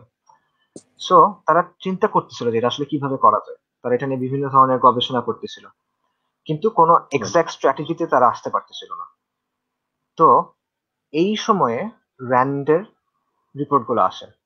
র্যান্ডের ফার্স্ট রিপোর্ট ছিল 2003 সালে। এই রিপোর্টটার নাম হলো সিভিল ডেমোক্রেটিক ইসলাম। এটা রাইটার হলো শেরিল বার্নার্ড, জালমাই খালিলজাদের ওয়াইফ। এবং এই রিপোর্টটা নিয়ে সবচেয়ে বেশি কথা হয়। আমরা র্যান্ড নিয়ে যত কথাবার্তা হয়, ভিডিও বা লেখালেখি হয়, তার ম্যাক্সিমাম হয় এই রিপোর্টটা নিয়ে। আমি নিজেও এটা নিয়ে লিখছি। কিন্তু আপনি অ্যাকচুয়ালি যদি অন্য রিপোর্টগুলো দেখেন, এটার চেয়ে অন্য রিপোর্টগুলো আরো বেশি গুরুত্বপূর্ণ। যাই হোক, সো এটা ছিল ফার্স্ট রিপোর্ট, সিভিল ডেমোক্রেটিক ইসলাম, 2003 সালে পাবলিশড। এরপর জি। 2004 সালে একটা রিপোর্ট বের হয় যেটার নাম হলো the Muslim world after 9/11। Muslim world after 9/11, এটা একটা হুম। বিশাল রিপোর্ট, 577 পেজের একটা রিপোর্ট। এবং ইন্টারেস্টিং জিনিসটা হলো যে এই রিপোর্টের পুরো ফান্ডিং করছে ইউএস এয়ারফোর্স। এবং এই রিপোর্টের বানানোর নির্দেশ দিছে ইউএস এয়ারফোর্স। এটা ওই রিপোর্টের শুরুতে দেওয়া আছে, আপনারা যে কেউ রিপোর্টটা নামায় দেখেন, রিপোর্টের শুরুতে বলা আছে মেড ফর দ্য এয়ারফোর্স, এবং এয়ারফোর্সের ফান্ডিং দিয়ে। এবং এটা নিয়ে তারা এই রিপোর্ট করার জন্য তারা মুসলিম বিশ্বের বিভিন্ন দেশে গেছে, বিভিন্ন জনের সাথে কথা বলছে, গভর্নমেন্টের লোকজনের সাথে কথা বলছে, এবং এসব করার ক্ষেত্রেও তাদেরকে ইউএস মিলিটারি হেল্প করছে, এবং সেটা তারা শুরুতে বলেও দিছে। হুম। আহ তারপর আরেকটা রিপোর্ট বের হয় 2007 সালে। এটা হলো বিল্ডিং মডারেট মুসলিম নেটওয়ার্কস। এটা বেশ গুরুত্বপূর্ণ একটা রিপোর্ট। এবং তারপর এই টপিকে ওদের আরেকটা রিপোর্ট বের হয় 2013 সালে, যেটা হলো প্রমোটিং অনলাইন সিভিই। সো এই রিপোর্টগুলোর মাধ্যমে বেসিক্যালি র্যান্ড একটা স্ট্র্যাটেজি তুলে ধরে যে কিভাবে মডারেট মুসলিম যে এজেন্ডা আমেরিকার ঠিক করা, সেটা কিভাবে বাস্তবায়ন হবে। তো এই স্ট্র্যাটেজিটা অবভিয়াসলি অনেক ডিটেইলড, এবং আপনি ধরেন 1000 পৃষ্ঠার মতো আহ, লেখা আছে। বাট আমি আপনাদের সংক্ষেপে মূল স্ট্র্যাটেজিটা বলি। তো সংক্ষেপে স্ট্র্যাটেজি হলো এরকম: আমেরিকার যে অনুমোদিত ইসলাম আছে, যেটা মডারেট ইসলাম, এটা প্রচার করতে হবে, এবং এটা প্রচারে মুসলিমদের ব্যবহার করতে হবে। এটা আমেরিকা নিজে করতে পারবে না, মুসলিমদের দিয়ে কাজটা করাতে হবে। এই জন্য কিছু মুসলিমকে বাছাই করতে হবে, মডারেট মুসলিমদের বাছাই, মানে কিছু লোকদের বাছাই করতে হবে যারা এই কাজটা করবে, এবং আম, তাদের জন্য একটা সাপোর্ট নেটওয়ার্ক তৈরি করতে হবে, এবং তাদেরকে সাপোর্ট দিতেও হবে। সাপোর্টটা হবে আর্থিক, লজিস্টিক, এটসেট্রা। এবং এই ওকে। যে মূল প্ল্যান ছিল, এই প্ল্যানটা অ্যাকচুয়ালি স্নায়ুযুদ্ধের সময়কার একটা ট্যাকটিক। স্নায়ুযুদ্ধের সময় কমিউনিজমের ক্ষেত্রে একেবারে এক্স্যাক্টলি সেম ধরনের একটা ট্যাকটিক আমেরিকা ইউজ করছিল। যে ইউরোপ জুড়ে এবং পৃথিবীর অন্যান্য দেশে যে সুশীল সমাজ ছিল, ধরেন বুদ্ধিজীবী, মিডিয়া কর্মী, আম, সাহিত্যিক, এটসেট্রা, এদের মধ্যে বড় একটা অংশ ছিল কমিউনিস্ট অথবা কমিউনিস্ট চিন্তাধারা প্রভাবিত। তো এদের প্রভাব কাউন্টার করার জন্য আমেরিকা যেটা করছিল, তারা ওই সময় বিভিন্ন দেশে যারা কমিউনিজম বিরোধী, যারা প্রো ক্যাপিটালিস্ট, যারা প্রো ইউএস, এই ধরনের লোকদেরকে সাপোর্ট দিছিল, এই ধরনের বুদ্ধিজীবীদের সাপোর্ট দিছিল, এই ধরনের লেখকদের সাপোর্ট দিছিল, এই ধরনের আর্টিস্টদের সাপোর্ট দিছে, এই ধরনের নিউজ পেপারকে সাপোর্ট দিছে। এবং তারা যেটা করছিল, তারা উগ্র কমিউনিস্টদের বিরুদ্ধে অপেক্ষাকৃত মডারেট সোশ্যালিস্টদের সাপোর্ট করছিল, যাতে করে সোভিয়েত ইউনিয়নের প্রভাবকে কন্টেইন করা যায়, নিয়ন্ত্রণ করা যায়। সো বেসিক্যালি ওরা সেম স্ট্র্যাটেজিটা এখন ইসলামের ক্ষেত্রে ইউজ করতে চাচ্ছে, যে উগ্রবাদ দমনের জন্য আমরা কিছু মুসলিমকে ইউজ করব, এবং তাদের মাধ্যমে আমরা আমাদের নিজেদের ব্যাখ্যাটা প্রচার করব। এবং কোল্ড ওয়ারের সময় ইউএস কিভাবে কাজটা করতো, যে তারা সরাসরি কাউকে গিয়ে টাকা দিয়ে আসতো না, রাইট? ওরা থার্ড পার্টির মাধ্যমে এটা করতো। সরকারের কাছ থেকে টাকাটা কোনো এনজিওর কাছে যেত, সেই এনজিও থেকে আরেক হাত ঘুরে হয়তো বা কারো কাছে ফান্ডিং হিসেবে আসতো। এবং ওরা নিজেরা সব কাজ ঠিক করে দিত না, যে তুমি এটা করবা, এটা করবে, এটা করবে। ওরা বেসিক্যালি একটা গাইডলাইন দিত যে আমাদের জেনারেল গোল এইসব, এবং তারপর বলতো যে এবার তোমরা এটা নিয়ে কিভাবে কাজ করবে, এটা তোমাদের ইচ্ছা, তোমরা মোটামুটি স্বাধীনভাবে কাজটা করবা। সো র্যান্ডের ক্ষেত্রেও ওরা সিমিলার ধরনের একটা অ্যাটিটিউড নেওয়ার কথা বলছে, সিমিলার একটা অ্যাপ্রোচ নেওয়ার কথা। সরি, নট র্যান্ডের ক্ষেত্রে, মডারেট প্রজেক্টের ক্ষেত্রে র্যান্ডের প্রস্তাবনা হলো যে আমেরিকা সেম ধরনের একটা অ্যাপ্রোচ গ্রহণ করবে। তো এটা হলো তাদের স্ট্র্যাটেজি। মুসলিমদের মাধ্যমে আমেরিকার অনুমোদিত ইসলাম প্রচার করতে হবে, আমেরিকা তাদেরকে সাপোর্ট দিবে, আর এই জন্য কিছু মুসলিমকে বাছাই করতে হবে, কিছু উপযুক্ত মুসলিমকে বাছাই করতে হবে। তো সেই মুসলিম কারা, এটা একটা বড় সমস্যা, যে কাদেরকে দিয়ে আমি কাজটা করাবো। কারণ অনেক সময় কেউ হয়তো আম, এমন কথাবার্তা বলবে যেটা শুনে মনে হবে যে হ্যাঁ, সে ভালো, মডারেট, কিন্তু আসলে হয়তোবা সে ওই ধারণাগুলো রাখে না, সে হয়তোবা কোনো সুবিধা পাওয়ার জন্য এগুলো বলতেছে, অথবা সে হয়তোবা পরিস্থিতির কারণে চাপে পড়ে এসব কথা বলতেছে। সো ভেজাল মডারেটদের ভিতর থেকে আসল মডারেটদের কিভাবে বের করবে? সো র্যান্ড এই রাইট। জন্য বিভিন্ন বৈশিষ্ট্য উল্লেখ করছে, এবং আচ্ছা। আলোচনার সুবিধার জন্য বিভিন্ন শ্রেণীবিভাগ করার চেষ্টা করছে, ক্যাটাগরাইজেশনের চেষ্টা করছে। এবং র্যান্ডের সাম্প্রতিক যে আলোচনাগুলো হয়েছে ফেসবুকে পক্ষে বিপক্ষে, সেটা বিশাল একটা অংশ হয়েছে এই শ্রেণীবিভাগ নিয়ে, ফান্ডামেন্টালিস্ট, ট্র্যাডিশনালিস্ট, এটসেট্রা এটসেট্রা। কিন্তু এটা আসলে তাদের স্ট্র্যাটেজির মূল অংশ না। এই শ্রেণীবিভাগটা শুধুমাত্র পলিসি মেকারদের বোঝানোর সুবিধার জন্য তারা করতেছে, এবং শ্রেণীবিভাগটা এক এক রিপোর্টে আবার এক এক রকম। যেমন 2003 রিপোর্টে যাদেরকে মডার্নিস্ট বলা হয়েছে, 2007 এর রিপোর্টে তাদেরকে বলা হচ্ছে লিবারাল। ওকে। সো আমার পার্সোনাল ওপিনিয়ন হলো যে এই জিনিসপত্রগুলো বোঝার জন্য ওই শ্রেণী বিভাগের দিকে এত জোর না দিয়ে বৈশিষ্ট্যগুলোর দিকে জোর দেওয়া উচিত, কারণ তারা ওকে। কিছু বৈশিষ্ট্য বলছে যে এই বৈশিষ্ট্যগুলো হলো কি, যাদের মধ্যে এই বৈশিষ্ট্যগুলো থাকবে বা এই ইস্যুতে কার কি অবস্থান, সেটা থেকে আমরা বুঝবো যে কে মডারেট বা কে র্যাডিক্যাল। সো এই বৈশিষ্ট্যগুলোর মধ্যে বেশ পরিবর্তন আসছে। 2003-এর রিপোর্ট একরকম ছিল, 2007-এর রিপোর্টে আরেক রকম আসছে। সো বেসিক্যালি 2003-এর রিপোর্টে অনেক ব্রড কথাবার্তা ছিল, অনেক কিছু তারা আনছিল, কিন্তু 2007-এর রিপোর্টে তারা বেশ স্পেসিফিক করে নিয়ে আসছে। তো আমি আপনাদেরকে 2007-এর রিপোর্ট থেকে কিছু বৈশিষ্ট্য বলি, যেহেতু এটা তাদের রিভাইজ স্ট্যান্ড। তো জি। মডারেট মুসলিম কি, তার ক্যারেক্টারিস্টিক গুলো কি বা তার বৈশিষ্ট্যগুলো কি? 1 নম্বর বৈশিষ্ট্য হলো তার মধ্যে গণতান্ত্রিক সংস্কৃতির মৌলিক বৈশিষ্ট্যগুলো থাকবে। গণতান্ত্রিক সংস্কৃতির মৌলিক বৈশিষ্ট্যগুলো থাকবে, এটার ব্যাখ্যা কি ইনশাল্লাহ আমি একটু পরে বলতেছি। 2 নম্বর বৈশিষ্ট্য, তারা গণতন্ত্রকে সাপোর্ট করবে। 3 নম্বর বৈশিষ্ট্য, তারা আন্তর্জাতিকভাবে স্বীকৃত যে মানবাধিকারগুলো আছে সেগুলো সাপোর্ট করবে। তারা বৈচিত্র্য এবং প্লুরালিজমকে সাপোর্ট করবে। তারা সেকুলার আইন মেনে নিবে এবং তারা আমেরিকা এবং আমেরিকার মিত্রদের বিরুদ্ধে যুদ্ধ করাকে বৈধ মনে করবে না। সো দিস ইজ আচ্ছা। ইন শর্ট তাদের মতে মডারেট মুসলিমের বৈশিষ্ট্য। এখন মনে রাখবেন যে এই বৈশিষ্ট্যগুলো দেওয়ার মূল উদ্দেশ্য কি? এগুলোর মূল উদ্দেশ্য হলো এই মূল উদ্দেশ্য হলো আহ, ভেজাল মডারেটদের মধ্য থেকে আহ, সত্যিকারের মডারেট কে এটা খুঁজে বের করা। সো তারা শুধু বৈশিষ্ট্য দেয় নাই, বৈশিষ্ট্যগুলো ব্যাখ্যা করে দিচ্ছে। যেমন গণতন্ত্র সাপোর্ট করার অর্থ কি, ওরা বলে দিচ্ছে যে গণতন্ত্র মানে হলো গণতন্ত্রের লিবারেল পশ্চিমা ব্যাখ্যা, ইসলামী গণতন্ত্র না। আমি নির্বাচন করে ক্ষমতায় যাব, ক্ষমতায় গিয়ে আস্তে আস্তে ইসলাম প্রতিষ্ঠা করব, এটা হলে হবে না। এবং তারা স্পেসিফিক্যালি বলে দিছে যে support for democracy employees opposition two concepts of Islamic state. So democracy সমর্থন করার অর্থ হলো বা ইমপ্লিকেশন হলো যে সে ইসলামিক রাষ্ট্রের ধারণার বিরোধিতা করবে। সো এই গণতন্ত্রের এরকম গণতন্ত্র সাপোর্ট করতে হবে। তারপর মানবাধিকার বলতে ওরা কি বোঝাচ্ছে? মানবাধিকার বলতে তো আমরা মনে করি অনেক ভালো জিনিস, যে হ্যাঁ মানুষের অধিকার আছে, সবার অধিকার আছে, এরকম না, ব্যাপারটা এরকম না। মানবাধিকার বলতে আন্তর্জাতিক ভাবে স্বীকৃত মানবাধিকার, মানে জাতিসংঘের দ্বারা স্বীকৃত মানবাধিকার, যার মধ্যে নারী অধিকার পড়বে, সিটো সনদ পড়বে, সমকামিতার অধিকার পড়বে, এরকম অনেক কিছু পড়বে। তারপর আহ ধর্মীয় মাইনরিটির অধিকার। এখন আবারও আমরা হয়তো মনে করবো যে হ্যাঁ ধর্মীয় মাইনরিটির অধিকারের সমস্যা কি, আহ বাংলাদেশে হিন্দুরা আছে, খ্রিস্টানরা আছে, তাদের কিছু অধিকার থাকবে, হ্যাঁ থাকবে, সমস্যা নাই। কিন্তু সমস্যা হলো আপনি এর মধ্যে ধর্মীয় মাইনরিটির মধ্যে কাদিয়ানিরাও পড়বে। So আপনার কাদিয়ানিদের অধিকার দিতে হবে, সেই অধিকারটা কিরকম?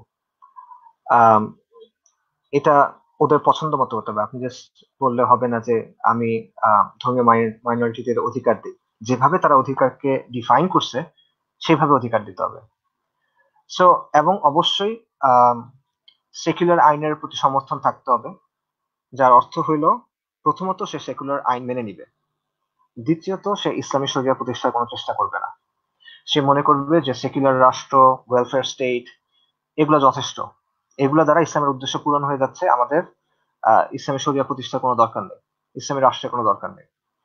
এবং তাদের ইন্টারফেইথে ইন্টারফেইথ সাপোর্ট করতে হবে, interfaith movement, interfaith dialogue, pluralism, এগুলো সমর্থন করতে হবে। অর্থাৎ সব ধর্মই সঠিক, আমি নিজে ইসলাম মানি কিন্তু সব ধর্মেই ভালো কথা আছে, সব ধর্মের মূল বক্তব্য একই, সব ধর্মই ভালো, এরকম একটা অবস্থান থাকতে হবে। সো এরপরে এই বৈশিষ্ট্যগুলো তারা ব্যাখ্যা করছে এবং তারপর তারা আরো কিছু কোয়েশ্চেন দিছে, যে কোয়েশ্চেন গুলো থেকে আপনি বুঝবেন যে কোনো দল বা কোনো ব্যক্তি কি আসলে মডারেট কিনা, এটা যাচাই করার জন্য তারা কিছু কোয়েশ্চেন দিচ্ছে। যেমন ফর এক্সাম্পল, আহ এই ব্যক্তি বা দল কি সহিংসতা সমর্থন করে কিনা, যদি সে এখন সমর্থন না করে তাহলে কখনো কি সমর্থন করছে কিনা। সো যেমন কেউ কোনো সময় যদি হামাসকে সমর্থন করে থাকে, হামাস একটা সশস্ত্র দল, correct? তো কেউ যদি কখনো হামাসকে সমর্থন করে থাকে, সে আহ এখানে আটকা পড়ে যাচ্ছে এই প্রশ্নে। আচ্ছা। গণতন্ত্রের সময় সে বলে দিয়েছে যে গণতন্ত্র বলতে আপনি কি বুঝতেছেন, গণতন্ত্রকে লিবারেল ডেমোক্রেসি অর্থ দিতে হবে, নিজের মতো করে বুঝলে হবে না। সো এইভাবে আরেকটা এক্সাম্পল, যেটা আমাদের দেশের জন্য হয়তো এখন রেলেভেন্ট, বা আমাদের ইসলামিস্টদের মধ্যে হয়তো এখন রেলেভেন্ট, যে জি। কোনো ব্যক্তি চাইলে মুরতাদ হইতে পারে, সে রিদ্দা করতে পারে, সে ইসলাম ত্যাগ করতে পারে, এই অধিকার কি আপনি স্বীকার করেন কিনা? কারণ আপনি যদি লিবারেল ফ্রেমওয়ার্ক মেনে নেন তাহলে আপনার এটা স্বীকার করতে হবে, এটা মানুষের ধর্মীয় স্বাধীনতা। কেউ চাইলে ইসলাম গ্রহণ করবে, কেউ চাইলে ইসলাম ত্যাগ করবে। সো কারণ মুরতাদ হওয়ার স্বাধীনতা আছে, এটাকে আপনি মানেন কিনা। যদি মানেন তাহলে ওকে, আপনি মডারেট, না মানলে হবে না। হুদুদ, রাষ্ট্রে কি হুদুদ কায়েম হবে কিনা, আহ রাষ্ট্রে হুদুদ কায়েমের দরকার আছে কিনা, ইসলামের দণ্ডবিধান বেসিক্যালি রজম বা এরকম কোনো কিছু। আম, তারপরে সেকুলার আইন, সংবিধান, এগুলো তো বললাম। তো এখানে একটা জিনিস একটু বোঝা দরকার, সেটা হলো র্যান্ড এখান থেকে কি বলতেছে এই বিষয়গুলো নিয়ে, এটা আমার একটু ভালোভাবে বুঝতে হবে।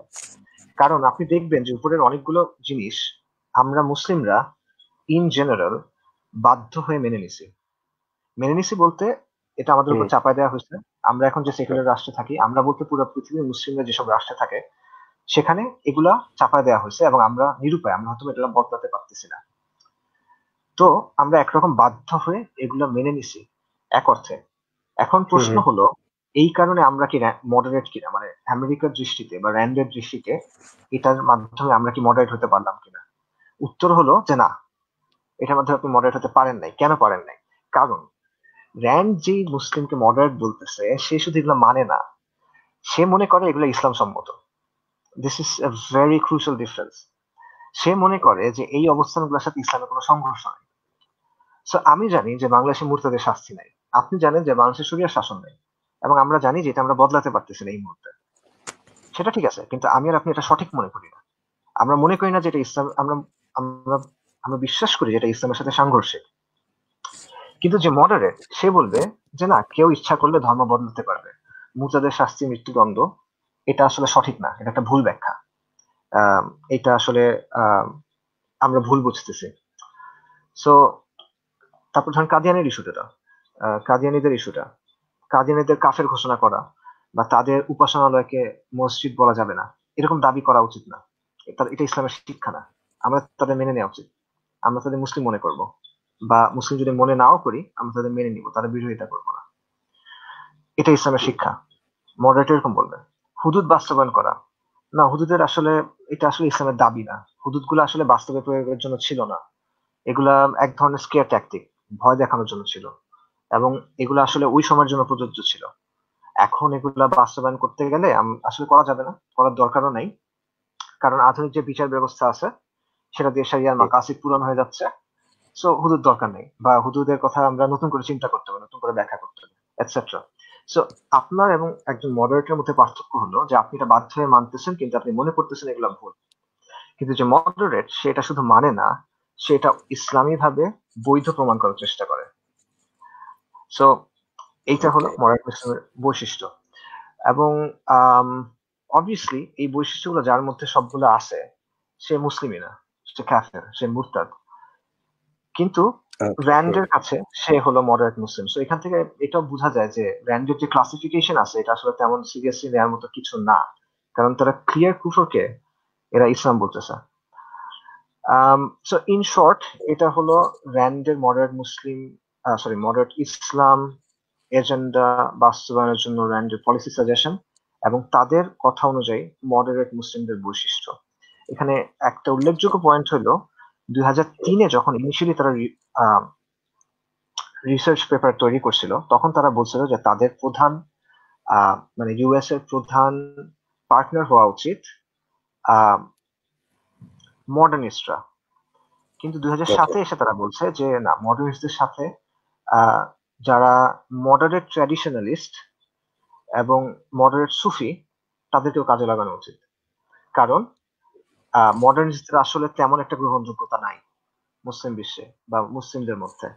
তো এই জন্য ট্র্যাডিশনাল ওলেমাদের মধ্যে যারা একটা মডারেট, যারা এই ধরনের বিষয়গুলো মেনে নিবে কিছুটা, তাদেরকে কাজে লাগাতে হবে।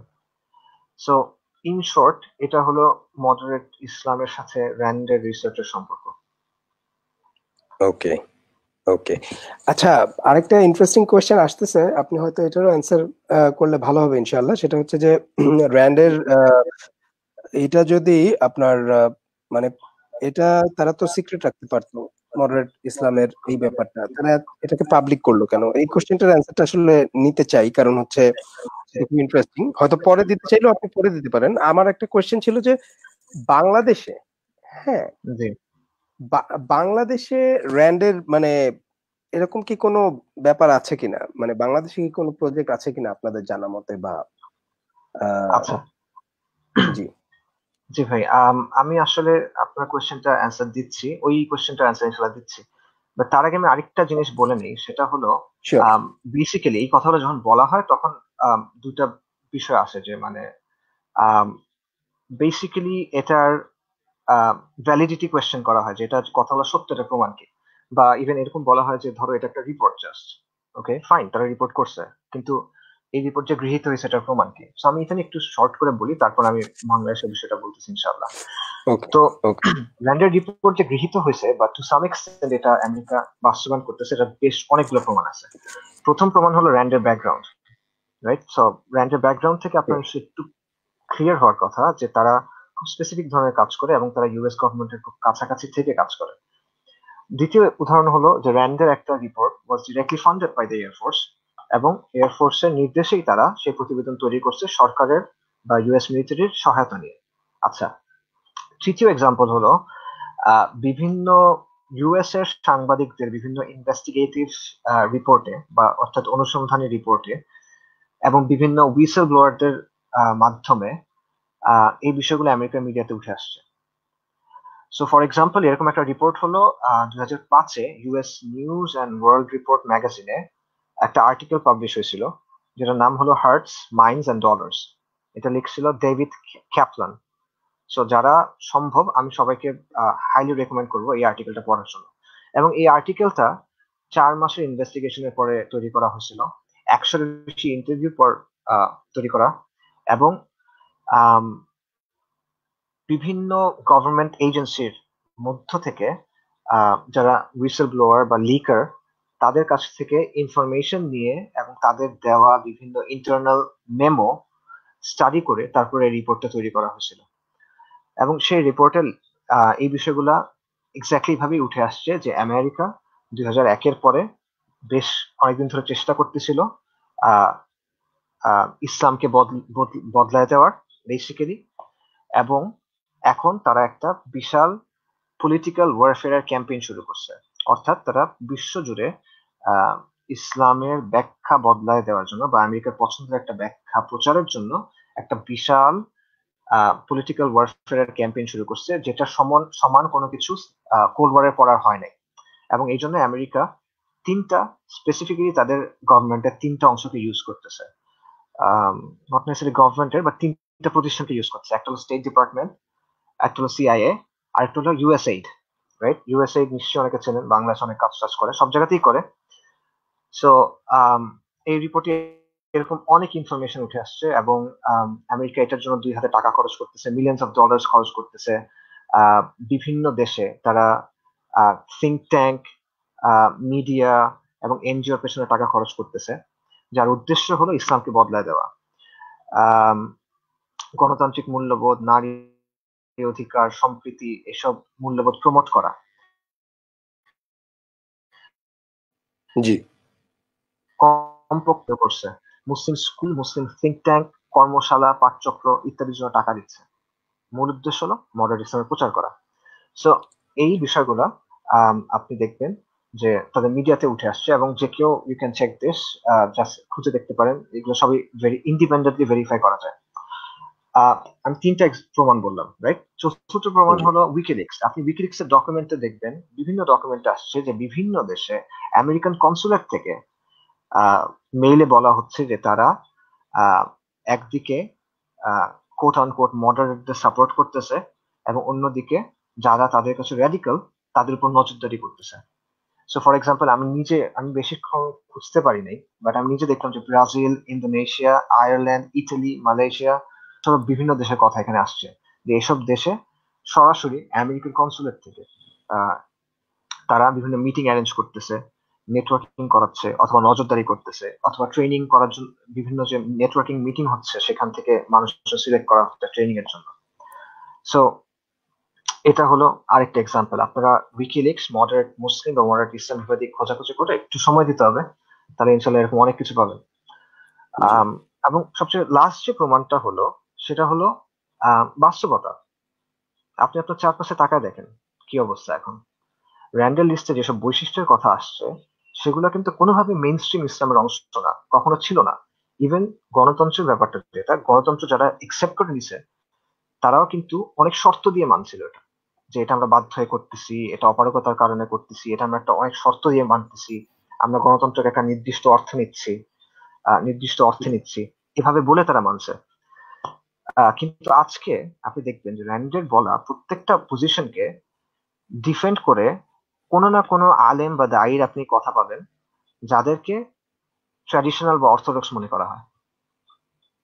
আচ্ছা। আপনি র্যান্ডের রিপোর্টে যে অবস্থানগুলো বলা হয়েছে বা মডারেট মুসলিমদের যে বৈশিষ্ট্যগুলো বলা হয়েছে, এগুলো কিছুদিন আগেও, 15 বছর আগেও আমাদের কাছে গোমরাহী ছিল, সবার কাছে। In general Muslims were more or less agreed যে এটা গোমরাহী।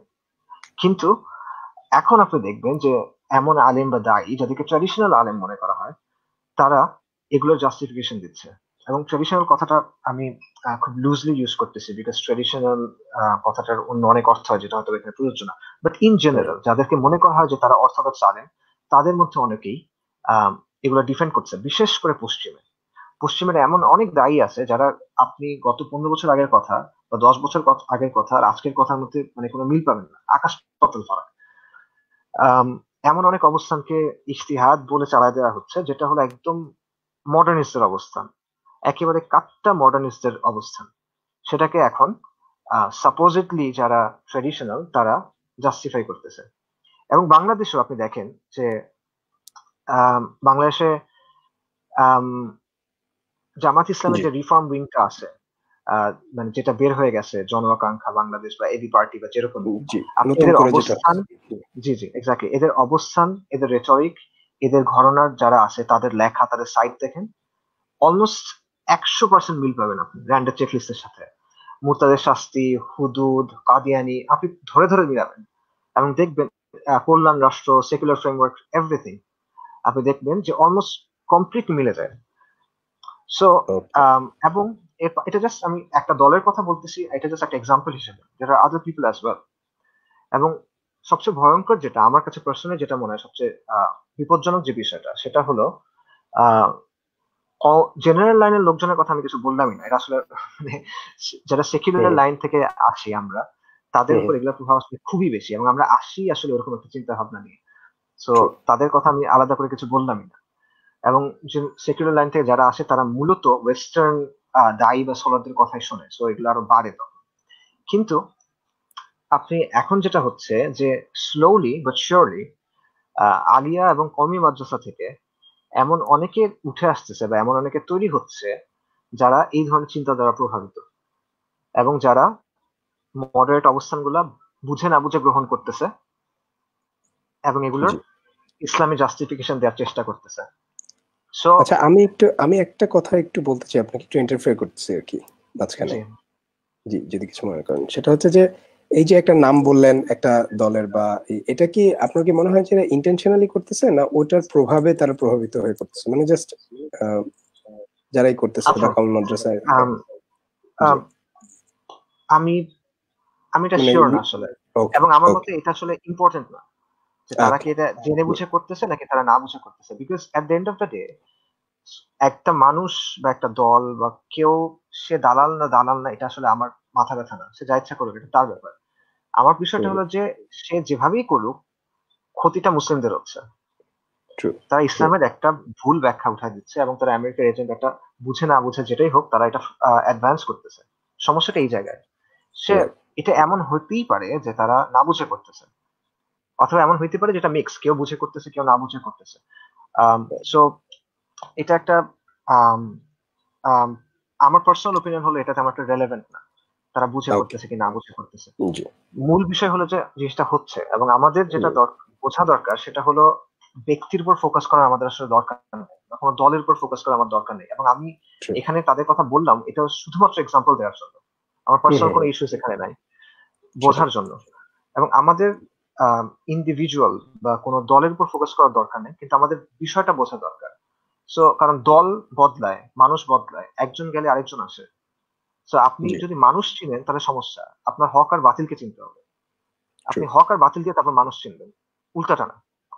সো এই জন্য তারা আসলে বুঝে করে না বুঝে করে, এটা পার্টিকুলারলি আমার কাছে অতটা দরকারি বা ঠিক গুরুত্বপূর্ণ আছে, না। আমি অ্যান্সারটা পেয়েছি। জি, প্লিজ জি। আপনি আচ্ছা, তথ্য এখন বলেন। আপনার আপনার কোয়েশ্চেন যেটা ছিল, আপনার কোয়েশ্চেন ছিল যে বাংলাদেশে এটার কি কাজকর্ম আছে। আচ্ছা, জি, এটা জি, জি। বেশ ট্রিকি একটা ইস্যু। যে হ্যাঁ, বাংলাদেশের কাজের মধ্যে আপনারা দেখেন যে বাংলাদেশে যে ১ লক্ষ মুফতির ফতোয়া আছে, রাইট? বাংলাদেশের একজন অত্যন্ত প্রভাবশালী কিন্তু বিতর্কিত, জি। অথবা বিতর্কিত কিন্তু অত্যন্ত প্রভাবশালী একজন আলেম, ফরিদউদ্দিন মাসুদ। ওনার উদ্যোগে যে ১ লক্ষ মুফতির ফতোয়া নেওয়া হয়েছে, সেই ফতোয়াটা কোথায় কোথায় গেছে আপনি একটু চিন্তা করেন। অ্যাকর্ডিং টু দেয়ার অ্যাডমিশন, তাদের বক্তব্য অনুযায়ী এটা ভ্যাটিকানের কাছে এটার খবর গেছে, জাতিসংঘের কাছে এটা পৌঁছানো হচ্ছে, এটসেট্রা এটসেট্রা। এখন আপনি ওকে বলেন যে এটা কিভাবে গেল? বাংলাদেশের কওমি মাদ্রাসার লোকজন লবিং করে এটা জাতিসংঘে নিয়ে গেছে? এটা কি আপনার মনে হয়? কারো না, কাছে কি এটা মনে হয়? এটা কিভাবে সেটাই। গেছে? অবভিয়াসলি এটার পেছনে একটা বাইরের সাপোর্ট ছিল, তাই না? Right, definitely. Right. So sure. Hmm. This is one example of it. এর বাইরে বাংলাদেশে বিভিন্ন ফাউন্ডেশন কাজ করতেছে, যেটার এদের অনেকের কথা মিডিয়াতে আসছে বা এটা নিয়ে অনেক লেখালেখি হয়েছে, যারা একেবারে ওপেনলি তাদের সাইটে বলতেছে যে আমরা সংস্কার চাই। সো মডারেট ইসলামের এটা একটা মাথায় রাখেন সবাই, যে মডারেট ইসলাম আলটিমেটলি তারা যেভাবে কথাটা বলবে এটা হলো তারা সংস্কার চায়। তারা কখনো বলবে না যে আমরা ইসলামকে বদলায় দিতে চাই বা আমরা পশ্চিমের ছাত্র ইসলামকে আহ খাপ খাওয়াতে চাই। কথাটা এভাবে কেউ বলবে না, সে সুন্দর করে বলবে। সে বলবে যে আমি ইসলামের সংস্কার চাই। সো আপনি দেখেন যে এরকম অনেক এনজিও আছে যারা ওপেনলি তাদের সাইটে বলছে যে তারা কওমি মাদ্রাসার স্টুডেন্টদের চিন্তার এবং সেখানে দর্শনের সংস্কার চায়। যারা ওপেনলি বিভিন্ন জায়গায় গিয়ে বলতেছে যে আমরা চাই যে কওমি মাদ্রাসার ছাত্ররা যেন সেকুলার আইনকে গ্রহণ করে নেয়, ইসলামী শরিয়ায় লাগবে, এই অবস্থান থেকে তারা যেন সরে আসে। তারা বলতেছে আমরা তাদেরকে আমরা সংস্কার করতে চাই যাতে করে তারা এরকম মনে করে যে মানে ইসলামই শ্রেষ্ঠ ধর্ম, এটা মনে করার দরকার নেই। হ্যাঁ, ইসলাম আমার ধর্ম, আমি এটাকে ভালো মনে করি, অন্য ধর্ম ভালো আছে, ওরাও ঠিক আছে, এরকম একটা অবস্থায় যেন যাওয়া যায়। এবং এটা জাস্ট একটা না, এরকম একাধিক ফাউন্ডেশন আছে যারা আপনারা দেখবেন মাঝে মধ্যে সোশ্যাল মিডিয়াতে দেখবেন, আহ, যারা চোখ কান খোলা রাখেন, তারা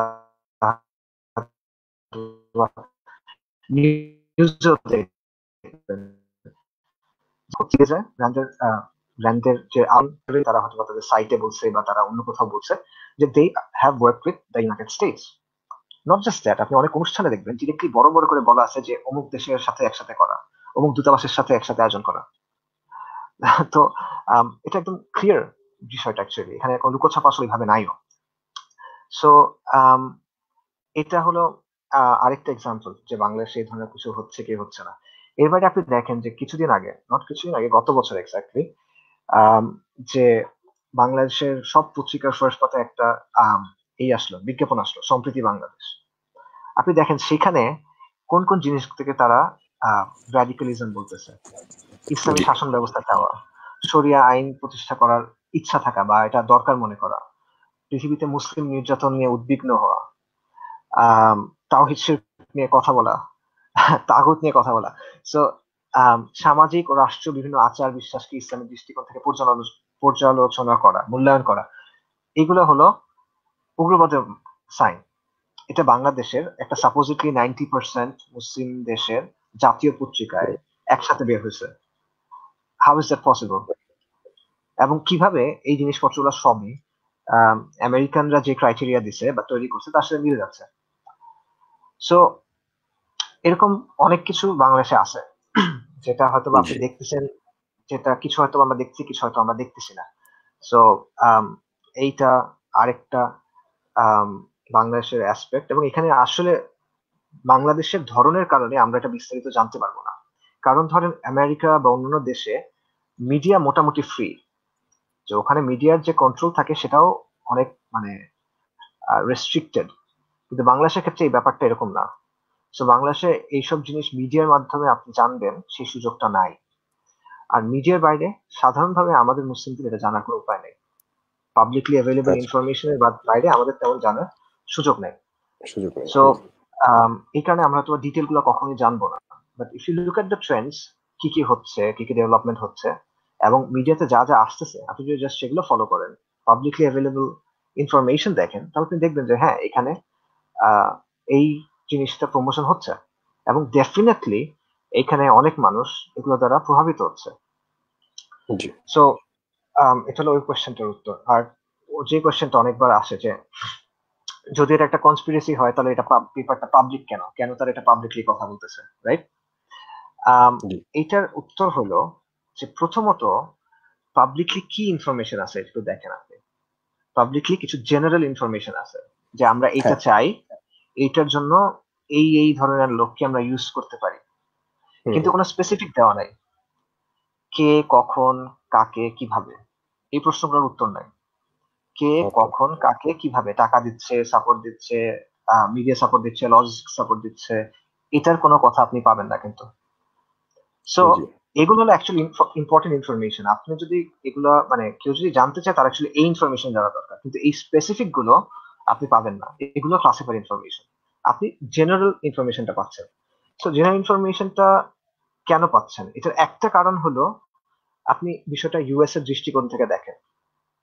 যে ইউএসএ তে এটা একটা পলিসি ডিবেট ছিল একসময়, ইভেন এখনো এটা তাদের একটা পলিসি ডিবেট, বিকজ তাদের রাজনৈতিক দলগুলোর মধ্যে এমন কিছু কিছু অংশ আছে, দুই দিকেই, ডেমোক্রেট এবং রিপাবলিকদের মধ্যে, যারা মনে করে যে কোনোভাবেই মুসলিমদের সাথে আহ কোনো ধরনের এঙ্গেজমেন্টে যাওয়া যাবে না, মডারেট মুসলিমের মধ্যেও যাওয়া যাবে না। তারা মনে করে যে মডারেট মুসলিমরা হলো আহ ছুপা জিহাদি। আপনি এরকম আচ্ছা অনেক লেখা পাবেন এদের, এরা মনে করে যে মডারেট মুসলিম হলো ছুপা জিহাদি। আজীব টাইপের কথাবার্তা। আমি আপনাদের একটা ধরেন 2016 এর ইউএস জি ইলেকশনের সময় একটা কনস্পিরেসি থিওরি ছিল। সেটা কি? যে ইখওয়ানুল মুসলিমিন ডেমোক্রেটিক পার্টিকে নিয়ন্ত্রণ করতেছে। কেন? হুম এটা এটা আচ্ছা প্রমাণ কি? আচ্ছা এটা প্রমাণ হলো যে হ্যাঁ হিলারি ক্লিনটনের যে পার্সোনাল এইড, হুম তার নাম হলো হুমা আবেদিন। সে হলো নামে মুসলিম, এবং তার ফ্যামিলির কেউ হয়তো বা কোনো এক সময় ইখওয়ানুল মুসলিমের সাথে যুক্ত ছিল। আচ্ছা এইটাকে বেস করে তারা বলতেছে যে আহ, এই যে ছুপা জিহাদিরা পার্টি ডেমোক্রেটিক কি পার্টিকে করছে নিয়ন্ত্রণ করতেছে। সো এরকম মানুষও তাদের মধ্যে আছে। সো এটা একটা পলিসি ডিবেট ছিল, যে জিনিস নিয়ে তাদের আলোচনা করার দরকার ছিল। সো বেসিক ব্রড জেনারেল আলোচনাটা সামনে আসছে, কিন্তু স্পেসিফিক আসে নাই। এবং এই ধরনের ইনফরমেশন কোল্ড ওয়ারের সময়ও বাইরে মানে কোল্ড ওয়ারের সময় পাবলিক ছিল। সবাই জানতো যে আমেরিকা চেষ্টা করতেছে তাদের কিছু লোকজনকে দিয়ে কমিউনিজমের আদর্শের বিরুদ্ধে জনমত তৈরি করার। একটা মিডিয়া প্রোপাগান্ডা হচ্ছে, এবং কিছু মানুষ আমেরিকার এজেন্ট হয়ে কাজ করতেছে, রাইট? সবাই এটা জানতো, এবং হুম ভাইস ভার্সা। হুম এবং আমেরিকানরা জানতো যে কমিউনিস্টের কিছু এজেন্ট আমাদের মধ্যে আছে। কমিউনিস্টরা মিডিয়ার মাধ্যমে, সাহিত্যের মাধ্যমে, বা অন্যান্য অনেক কিছুর মাধ্যমে মানুষের জনমত ইনফ্লুয়েন্স করার চেষ্টা করতেছে। কিন্তু এই ইনফরমেশনটা দিয়ে কারোর কোনো লাভ নেই। আমেরিকা যদি এটা জানে, আমি তাকে গিয়ে বললাম যে হ্যাঁ ভাই, এরকম তো কাজ হইতেছে, হ্যাঁ ঠিক আছে, কিন্তু আমি কি করবো এখন? আমি তো তাকে থামাইতে পারতেছি না। আমার জানতে হবে স্পেসিফিক ইনফরমেশন, কে করতেছে, কিভাবে করতেছে। শুধুমাত্র রাইট জেনারেল ইনফরমেশনটা জানা ইট ডাজন্ট হেল্প মি। এবং ইয়েস একদম অনেস্ট রিয়ালিটি হলো যে এই জেনারেল ইনফরমেশন গুলা মুসলিমরা জানলো কি জানলো না, সেটা নিয়ে আমেরিকানরা তেমন চিন্তিত না। আমি একটা এক্সাম্পল দিই। হুম সৌদি আরবের যে কারিকুলাম, ইসলামিক কারিকুলাম, কি কি পড়ানো হবে, এই কারিকুলাম চেঞ্জ করার জন্য আমেরিকা অনেক দিন ধরে তাদের উপর প্রেশার দিচ্ছে, অনেক দিন ধরে। আচ্ছা এবং এটা নিয়ে সৌদি আরবের বড় বড় আলিমরাও লিখছেন। শেখ সালি আল ফাউজান এটা নিয়ে লিখছিলেন। আচ্ছা এবং ওকে এই চেঞ্জটা হচ্ছে এখন। এবং specifically they have problems with the concept of আল ওয়ালা আল বারা। সো তারা এটা নিয়ে বলছে যে তোমরা এগুলো সরাও। তো এবং এখন সৌদি আরব আস্তে আস্তে এগুলো চেঞ্জ করতেছে, এবং এখন অনেক বেশি চেঞ্জ হচ্ছে বিন সালমানের সময়। এখন আপনি সৌদি থেকে এই কথা গিয়ে বলেন, আপনি হয়তো বা বলতে পারবেন না কথাটা, এবং তারা কোনোদিন এটা স্বীকারও করবে না। কিন্তু আমেরিকানরা এটা খোলাখুলি বলে। ইভেন আমেরিকার সেনেটে হিয়ারিং হয় এটার, সেটা ভিডিও আছে, সেই ভিডিও পাবলিক ভিডিও। আমেরিকার সেনেটে হিয়ারিং হচ্ছে, যেখানে রেক্স টিলারসন, ওদের সেক্রেটারি অফ স্টেট ছিল মনে হয় তখন, তাকে জিজ্ঞেস করতেছে সেনেট থেকে যে আপনারা বলতেছেন যে সৌদিরা আমাদের পার্টনার কাউন্টার টেরোরিজমে, তো হুম হুম তারা তাদের বইয়ে যে এক্সট্রিমিস্ট চিন্তা ভাবনা আছে, তাদের স্কুলগুলোতে, ইউনিভার্সিটিতে যে এক্সট্রিমিস্ট জিনিসপত্র শেখা হয়, সেগুলো পরিবর্তন করার জন্য কি করা হচ্ছে? এখন তখন সে বলতেছে যে হ্যাঁ আমরা ওখানে গিয়ে কাজ করছি, আমরা ফাউন্ডেশন করছি, আমাদের ট্রেনিং দেয়, ইমামরা যাবে, তারা বই থেকে এটা এটা এটা এটা বাদ দিবে। সে ওপেনলি সেটা বলতেছে। সো এটা কি একটা ষড়যন্ত্র না? আপনি যদি technical meaning of the word দেখেন, এটা অবশ্যই একটা ষড়যন্ত্র। আমেরিকা মুসলিমদের ইসলাম নিয়ে কি শেখানো হবে সেটা চেঞ্জ করতেছে, এবং সেটা চেঞ্জ করার জন্য তারা একটা মুসলিম ভূখণ্ডের শাসককে দিয়ে কাজটা করাচ্ছে। অবশ্যই এটা একটা চক্রান্ত, কিন্তু এটা আমেরিকা ওপেনলি বলতে কোনো সমস্যা মনে করতেছে না। This is not an issue, because এটাতে তার কোনো ক্ষতি নেই। যেই জায়গায় তার ক্ষতি সেটা হলো আমি অমুককে টাকা দিই মডারেট ইসলাম প্রচার করার জন্য, এটা যদি প্রকাশ হয়ে যায় তখন সমস্যা। এবং সমস্যাটা কি? সমস্যাটাও ইনডিরেক্ট সমস্যা, মানে আমেরিকার এটাতে আমার কোনো ক্ষতি নেই, কিন্তু ওই লোকের ক্রেডিবিলিটি নষ্ট হয়ে যাচ্ছে। সো আমি ওকে আর ইউজ করতে পারতেছি না, রাইট? সো এই ইনফরমেশনটা আমার গোপন রাখতে হবে। সো এটা হলো আরেকটা বিষয়, এবং আমি আপনাকে ফাইনালি একটা বিষয় বলি। তো এই এখানে আসলে ব্যাপারটা এমন না যে এটা জানলে তাদের তেমন বড় করে ক্ষতি হবে। আজকে আমি যে কথাগুলো বলতেছি, কোনো কারণে এটার জন্য ধরেন আমাকে ধরে নিয়ে গেল, আল্লাহ না করুক, হাসবুনাল্লাহ, কিন্তু তাহলে কি হবে? কে কি করবে? কিছু হবে না। সো এটা আসলে নিজেদেরকে এত ওভার এস্টিমেট করার কিছু নাই যে এই কথাগুলো জানলে আমরা এই করবো সেই করবো, কিছুই আমরা করবো না। So America does not care. America এই পরিকল্পনা করছে, তারা ওপেনলি এটা বলছে, তারা তার নিজেরা ডিবেট করতেছিল, তারা তাদের নিজেদের ডিবেটকে ইনফ্লুয়েন্স করার দরকার ছিল, তাই তারা জেনারেল ফ্রেমওয়ার্ক নিয়ে কথা বলছে। তারা স্পেসিফিক্স ক্লাসিফাইড রাখছে। সেই স্পেসিফিক্সটাই হলো the devil is in the details, right? So স্পেসিফিকটা আপনি জানবেন না, দ্যাটস ক্লাসিফাইড, বাট বাকিটা নো প্রবলেম, এটা থাকবে, সমস্যা কি? সো এই বিষয়গুলো থেকে আমাদের আসলে বোঝা উচিত যে মানে অ্যাকচুয়ালি রিয়েল পলিটিক কিভাবে কাজ করে, বা অ্যাকচুয়ালি এই বিষয়গুলো কিভাবে কাজ করে। এটা হয়তো মানে আমরা অনেক আনরিয়ালিস্টিক কিছু ধারণা আমাদের থাকে, এই জন্য হয়তো আমরা এরকম ভাবি।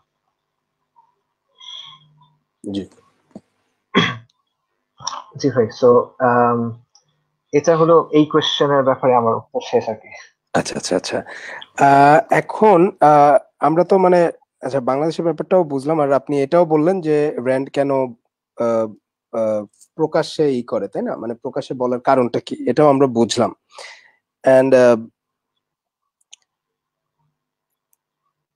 আচ্ছা, আমরা এটাও তো আপনি বলে দিয়েছেন আসলে, তাই না, যে র্যান্ডের থেকে আমরা কেন মুসলিমদেরকে জাজ করব, তাই না?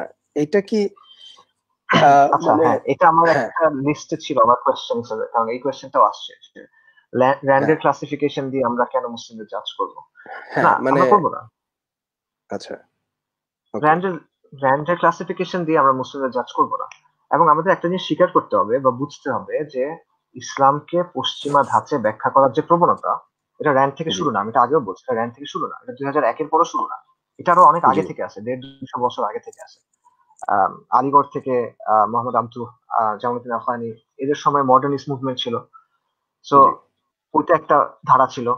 এবং আপনি দেখেন যে আজকে থেকে 30 থেকে 40 বছর আগেও democracy, human rights, liberal values নিয়ে র্যান্ড যেসব কথা প্রমোট করতে চায়, সেই একই ধরনের কথা অনেক আহ, মুসলিম বিশ্বের অনেক বড় বড় ব্যক্তিত্ব বলছে। যেমন ধরেন তারেক রমাদান, সেগুলো অনেক আগে থেকে বলে আসতেছে সিমিলার কথা, জি ভেরি সিমিলার কথাবার্তা। টু সাম এক্সটেন্ট রাশিদ খানুশি, সেও এই জি ধরনের কথাবার্তা বলছে, এবং এখন তো আর না এরকম অনেক অবস্থান নিছে। সো পশ্চিমের সাথে তাল মিলায় ইসলামকে যে বদলে ফেলতে হবে এবং বদলে ফেলে আধুনিক হইতে হবে, ইসলামের সংস্কার করে আধুনিক বানাতে হবে, এই প্রবণতা র্যান্ডের তৈরি করা না। ওকে এবং এটা আপনারা এভাবে, কিন্তু র্যান্ড যেটা চাচ্ছে সেটা হলো এই প্রবণতাটাকে ইউজ করা, এটার পেছনে আমেরিকার টাকা দেওয়া, আমেরিকার মিডিয়ার শক্তি ইউজ করা, আমেরিকার লজিক্যাল সাপোর্টটা দেওয়া, আমেরিকার লজিস্টিক্যাল সাপোর্টটা দেওয়া, যাতে করে এটা মুসলিম উম্মার মেইন স্ট্রিম চিন্তা হয়ে যায়, এটার জন্য ওকে মুসলিম উম্মার ডিফল্ট পজিশন হয়ে যায়। সো ব্যাপারটা এভাবে চিন্তা করেন যে মডারেট মুসলিমরা হলো ইসলামের ভিতরে একটা ফিরকা, ঠিক আছে, ওকে একটা বাতিল ফিরকা। আমেরিকা চায় যে এই ফিরকাটাকে মেইন স্ট্রিম বানাতে। এটার সাথে আপনি মুতাজিলিদের ফিতনার একটা কিছু মিল হয়তো পাবেন। যে ওকে মুতাজিলিদের চিন্তা ডেভেলপ হয়েছিল কিভাবে?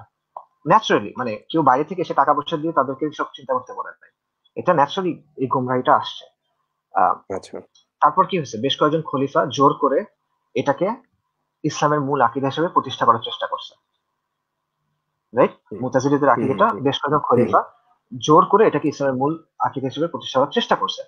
আলহামদুলিল্লাহ, আল্লাহর ইচ্ছায় সেই চেষ্টা ব্যর্থ হয়েছে। আল্লাহ ইমাম মাহমুদকে জান্নাতুল ফেরদৌস দান করুন। সো একদম। মডারেট মুসলিমদের ক্ষেত্রে ব্যাপারটা সিমিলার, অনেকটা সিমিলার। কিরকম সিমিলার? যে এটা দিনের মধ্যে একটা ডিভিয়েন্স, যেটা বিভিন্ন ঐতিহাসিক এবং রাজনৈতিক প্রেক্ষাপটের কারণে ডেভেলপ করছে। আমরা পরাজিত অবস্থায় আছি, আমরা কনস্ট্যান্টলি দেখতেছি যে মডার্ন প্যারাডাইমের সাথে ইসলামের ক্ল্যাশ হচ্ছে, লিবারেল ভ্যালুজ এর সাথে ইসলামের মিলতেছে না, এবং আমরা কন্টিনিউসলি লিবারেল পজিশনটাই পাচ্ছি টিভি থেকে, মিডিয়া থেকে, স্কুল থেকে, রাইট, সব দিক থেকে। হুম হুম হুম। সো একটা সংঘর্ষ হচ্ছে, সেই সংঘর্ষের জায়গা থেকে হয়তোবা সংঘর্ষের জায়গাটায় অনেকেই এরকম মনে করতেছে যে ঠিক আছে, তাহলে আমরা ইসলামকে এভাবে ব্যাখ্যা করি, কারণ ওই হুম অবস্থানটা সঠিক। লিবারেল ফ্রেমওয়ার্ক যেটা বলছে এটা তো সঠিক, তো ইসলাম তো সঠিকই হবে, তাই হুম। ইসলামের এই ব্যাখ্যাটাই সঠিক। তো তারা এভাবে চিন্তা আচ্ছা। করতেছে। তো এইভাবে এরকম বিভিন্ন প্রেক্ষাপটের কারণে এরকম একটা ডিভিয়েন্স ডেভেলপ করছে। এখন আমেরিকা যেটা চেষ্টা করতেছে সেটা হলো এটাকে ইসলামের মেইন স্ট্রিম ব্যাখ্যা হিসেবে প্রতিষ্ঠা করতে। আর এটা হলো সিমিলারিটি উইথ দ্য মুতাজিলিস। আর পার্থক্য হলো, এক নম্বর পার্থক্য হলো যে মুতাজিলিদের সময় আহ, এটা চাপায় দেওয়ার চেষ্টা করছিল খলিফারা, আর এখন হুম এটা চাপা দেওয়ার চেষ্টা করতেছে কুফার, ইসলামের বিরুদ্ধে যুদ্ধ করা কুফার। এটা হুম। একটা পার্থক্য। আরেকটা পার্থক্য হলো আমেরিকা শুধু মডারেট ইনটাকে আমেরিকা শুধু মডারেট ইসলামকে সাপোর্ট করে না, সে এটাকে প্রভাবিতও করে। যে মডারেট ইসলামের কোন কোন অবস্থান নেওয়া উচিত সেটা সে ডিকটেট করে দেয়, সে ওকে। বিভিন্নভাবে প্রেশার ক্রিয়েট করে, রাইট। সো এর হুম ফলে হুম। এই চিন্তাটা আমেরিকা এই প্রেশার গুলোর কারণে বা তাদের সাপোর্টের কারণেও এটা একটা নির্দিষ্ট দিকে যাওয়া শুরু করে। সো আপনি এটার এক্সাম্পল দেখেন, ধরেন যারা আজকে ডেমোক্রেসি, হিউম্যান রাইটস, নারী অধিকার, লিবারেল কাঠামো এগুলো গ্রহণ করার কথা বলতেছে, জি। এগুলো ইসলামিক জাস্টিফিকেশন দেওয়ার চেষ্টা করছে, তাদের হিস্ট্রি দেখেন, তারা কিন্তু হুট করে এই অবস্থায় আসে নাই। ডেমোক্রেসির অবস্থা দেখেন, ডেমোক্রেসি নিয়ে একটা প্রচন্ড বিতর্ক ছিল। যারা বিভিন্ন সময় অ্যালাউ করছে তারা কিন্তু অনেক শর্ত টর্ত দিয়ে অ্যালাউ করছে, এবং পলিটিক্যাল ইসলামিস্টদের মধ্যে এটা নিয়ে অনেক তর্ক হয়েছে। উপমহাদেশে জামায়াত ইসলামী থেকে আম, মাওলানা ইসরার আহমেদ বের হয়ে গেছেন, ওনার মতো লোক বের হয়ে গেছেন এটা নিয়ে। ইখওয়ানুল মুসলিমিন দীর্ঘ সময় পর্যন্ত আহ, নির্বাচনে যায় নাই। তাদের নিজেদের এটা একটা বড় ডিবেট ছিল যে আমরা কেন ডেমোক্রেসিতে যাবো, বা এটা যাওয়া জায়েজ হবে কিনা। আচ্ছা। পরে একসময় তারা গেছে, এবং যখন গেছে তখন তারা এটা বিভিন্নভাবে ব্যাখ্যা করছে যে এটা আমরা অপারগ হয়ে যাচ্ছি, এটা দারুরা, মুবালবা, এরকম অনেক কিছু তারা বলছে। এবং আমি এটা মানলাম যে তারা আন্তরিকভাবেই বাধ্য মনে করছে নিজেদের, এবং সেজন্য তারা গেছে। কিন্তু দেখেন, এটা ছিল তাদের ফার্স্ট জেনারেশনের অবস্থা। সেকেন্ড জেনারেশন বা থার্ড জেনারেশন আস্তে আস্তে কি হয়েছে, এক জেনারেশন যেটা বাধ্য হয়ে গ্রহণ করছে, পরের জেনারেশন এটা হোল হার্টেডলি এমব্রেস করছে। Right. এক জেনারেশন মনে করছে এটা আমি ঠেকায় পড়ে নিচ্ছি, আরেক জেনারেশন মনে হচ্ছে না এটি আমার আহ আদর্শ। মানে এটাই ঠিক সো আছে, এটাই এটাই। ঠিক, হ্যাঁ, ঠিক। হ্যাঁ। এবং তারা বলছে এটা হলো ইসলামের অগ্রগতি, এটা হলো ইসলামের বিবর্তন, এটা হলো যুগের সাথে তাল মেলানো, এটসেট্রা। কিন্তু বাস্তবতা হলো যে এটা হলো অবক্ষয়, এবং এটা হলো কন্টিনিউয়াসলি হক থেকে দূরে সরে যাওয়া। সো পয়েন্টটা হলো যে বিভিন্ন প্রেক্ষাপট, বিভিন্ন পরিস্থিতির কারণে এইরকম কিছু ডেভেলপমেন্ট উম্মার মধ্যে হয়েছে, এটা আসলে অস্বীকার করার কিছু নাই।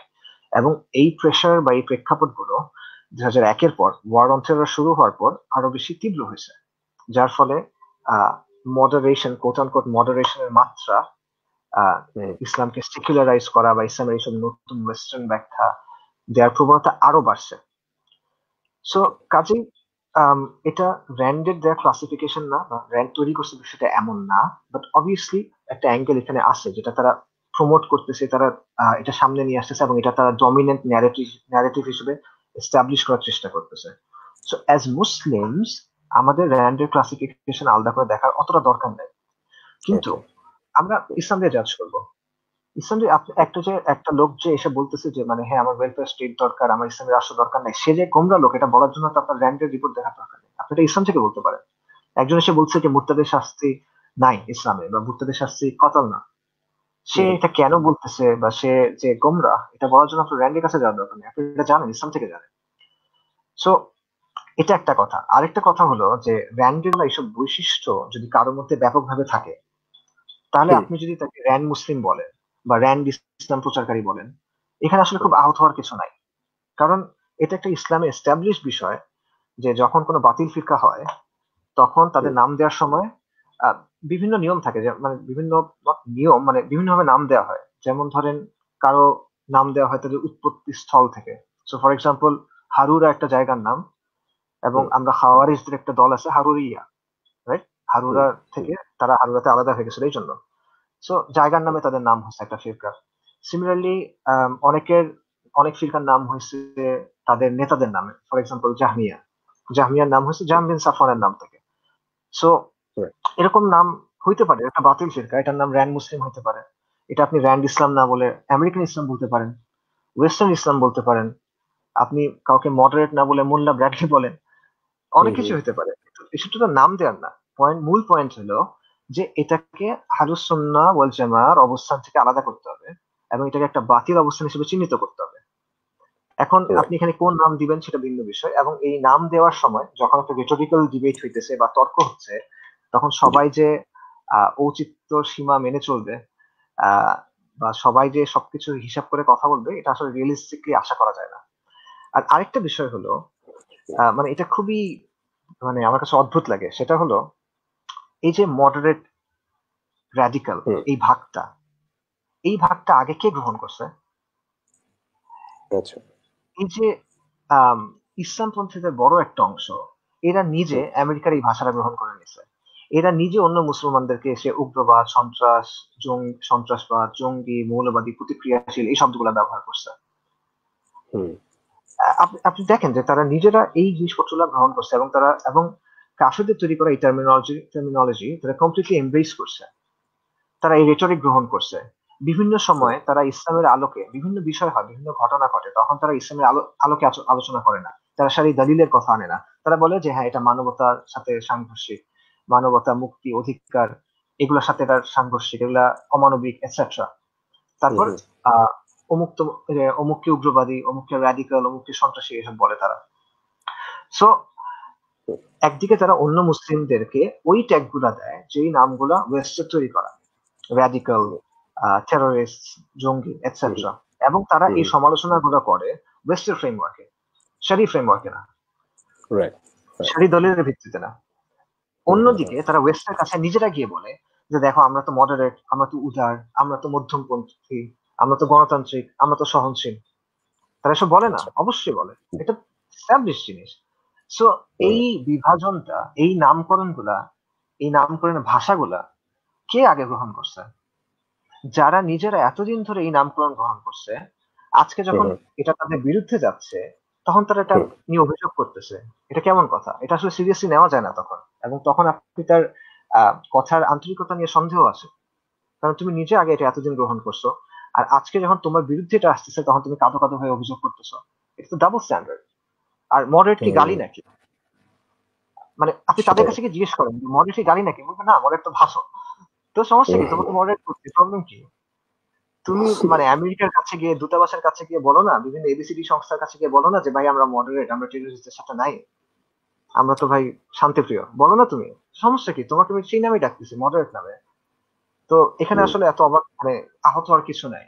তুমি if you play a game, you're gonna lose hmm, কখনো কখনো, রাইট? সো right, আপনি খেলতে আসবেন, সো খেলার সময় অনেক অনেক কিছু ঘটবে।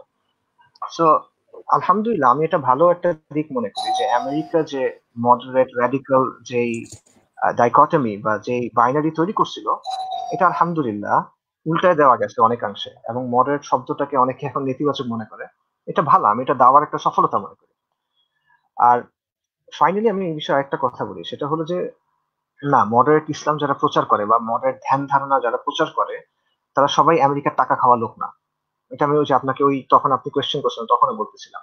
এটা এদের অনেকেই সিনসিয়ারলি এটা করে। আমি এটা বিশ্বাস করি যে এদের অনেকেই এটা সিনসিয়ারলি করে, তারা মনে করে যে এটাই আসলে সঠিক। কিন্তু fact of the matter is যে তারা সিনসিয়ারলি করে না, টাকা খেয়ে করে, এটাতে মূল বাস্তবতা বদলায় না। তারা বুঝে কিংবা না বুঝে এমন একটা জিনিস প্রচার করে যেটা ইসলামের বিরুদ্ধে যায়, মুসলিমদের বিরুদ্ধে যায়, এবং ক্রুসেডার এবং জায়নিস্টদের পক্ষে যায়, তাদের এজেন্ডাকে হেল্প করে। That's it. okay, সো আমার জন্য এটা আসলে দরকার না যে সে কি টাকা খায় না, টাকা খায় না, নাকি সে খুবই মানে তাহাজ্জুদ পূজার লোক। That's irrelevant. okay, তার আদর্শটা কি শিখবে এখানে? So okay. এটা হলো আসলে ওই প্রশ্নটা যে আমরা কি তাদের এই গ্রহণ করবো কিনা বা কদ্দূর গ্রহণ করবো। আচ্ছা, আমার আরেকটা কোয়েশ্চেন যেটা আসছে সবার কাছে, এবং এটা আসলে জানাও, মানে এই আমরা ব্র্যান্ডের ব্যাপারটা জানলাম, তো এটা করণীয় কি, আমাদের মুসলিমদের করণীয় কি এই ব্যাপারে যদি কিছু বলতেন। Right, sorry. হ্যাঁ, আমাদের করণীয় কি, এই করণীয় কি, এটা আসলে ফার্স্ট অফ অল আমি পার্সোনালি মনে করি যে এটা আমাদের আহ, বর্তমান সময়ের যে ফিতনাগুলো আমাদের সামনে আছে, মুসলিম উম্মার সামনে, এটা তার মধ্যে সবচেয়ে সিভিয়ার ফিতনাগুলোর একটা। সো এই বিষয়ে কি করণীয় সেটা নিয়ে আসলে বড় বড় মানুষদের ভাবা উচিত, not আমার মতো কেউ একজন।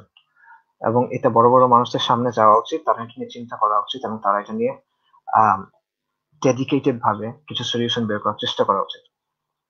দ্যাট বিং সেড, আমি আমার নিজের সীমিত বুঝের জায়গা থেকে কিছু জিনিস বলি।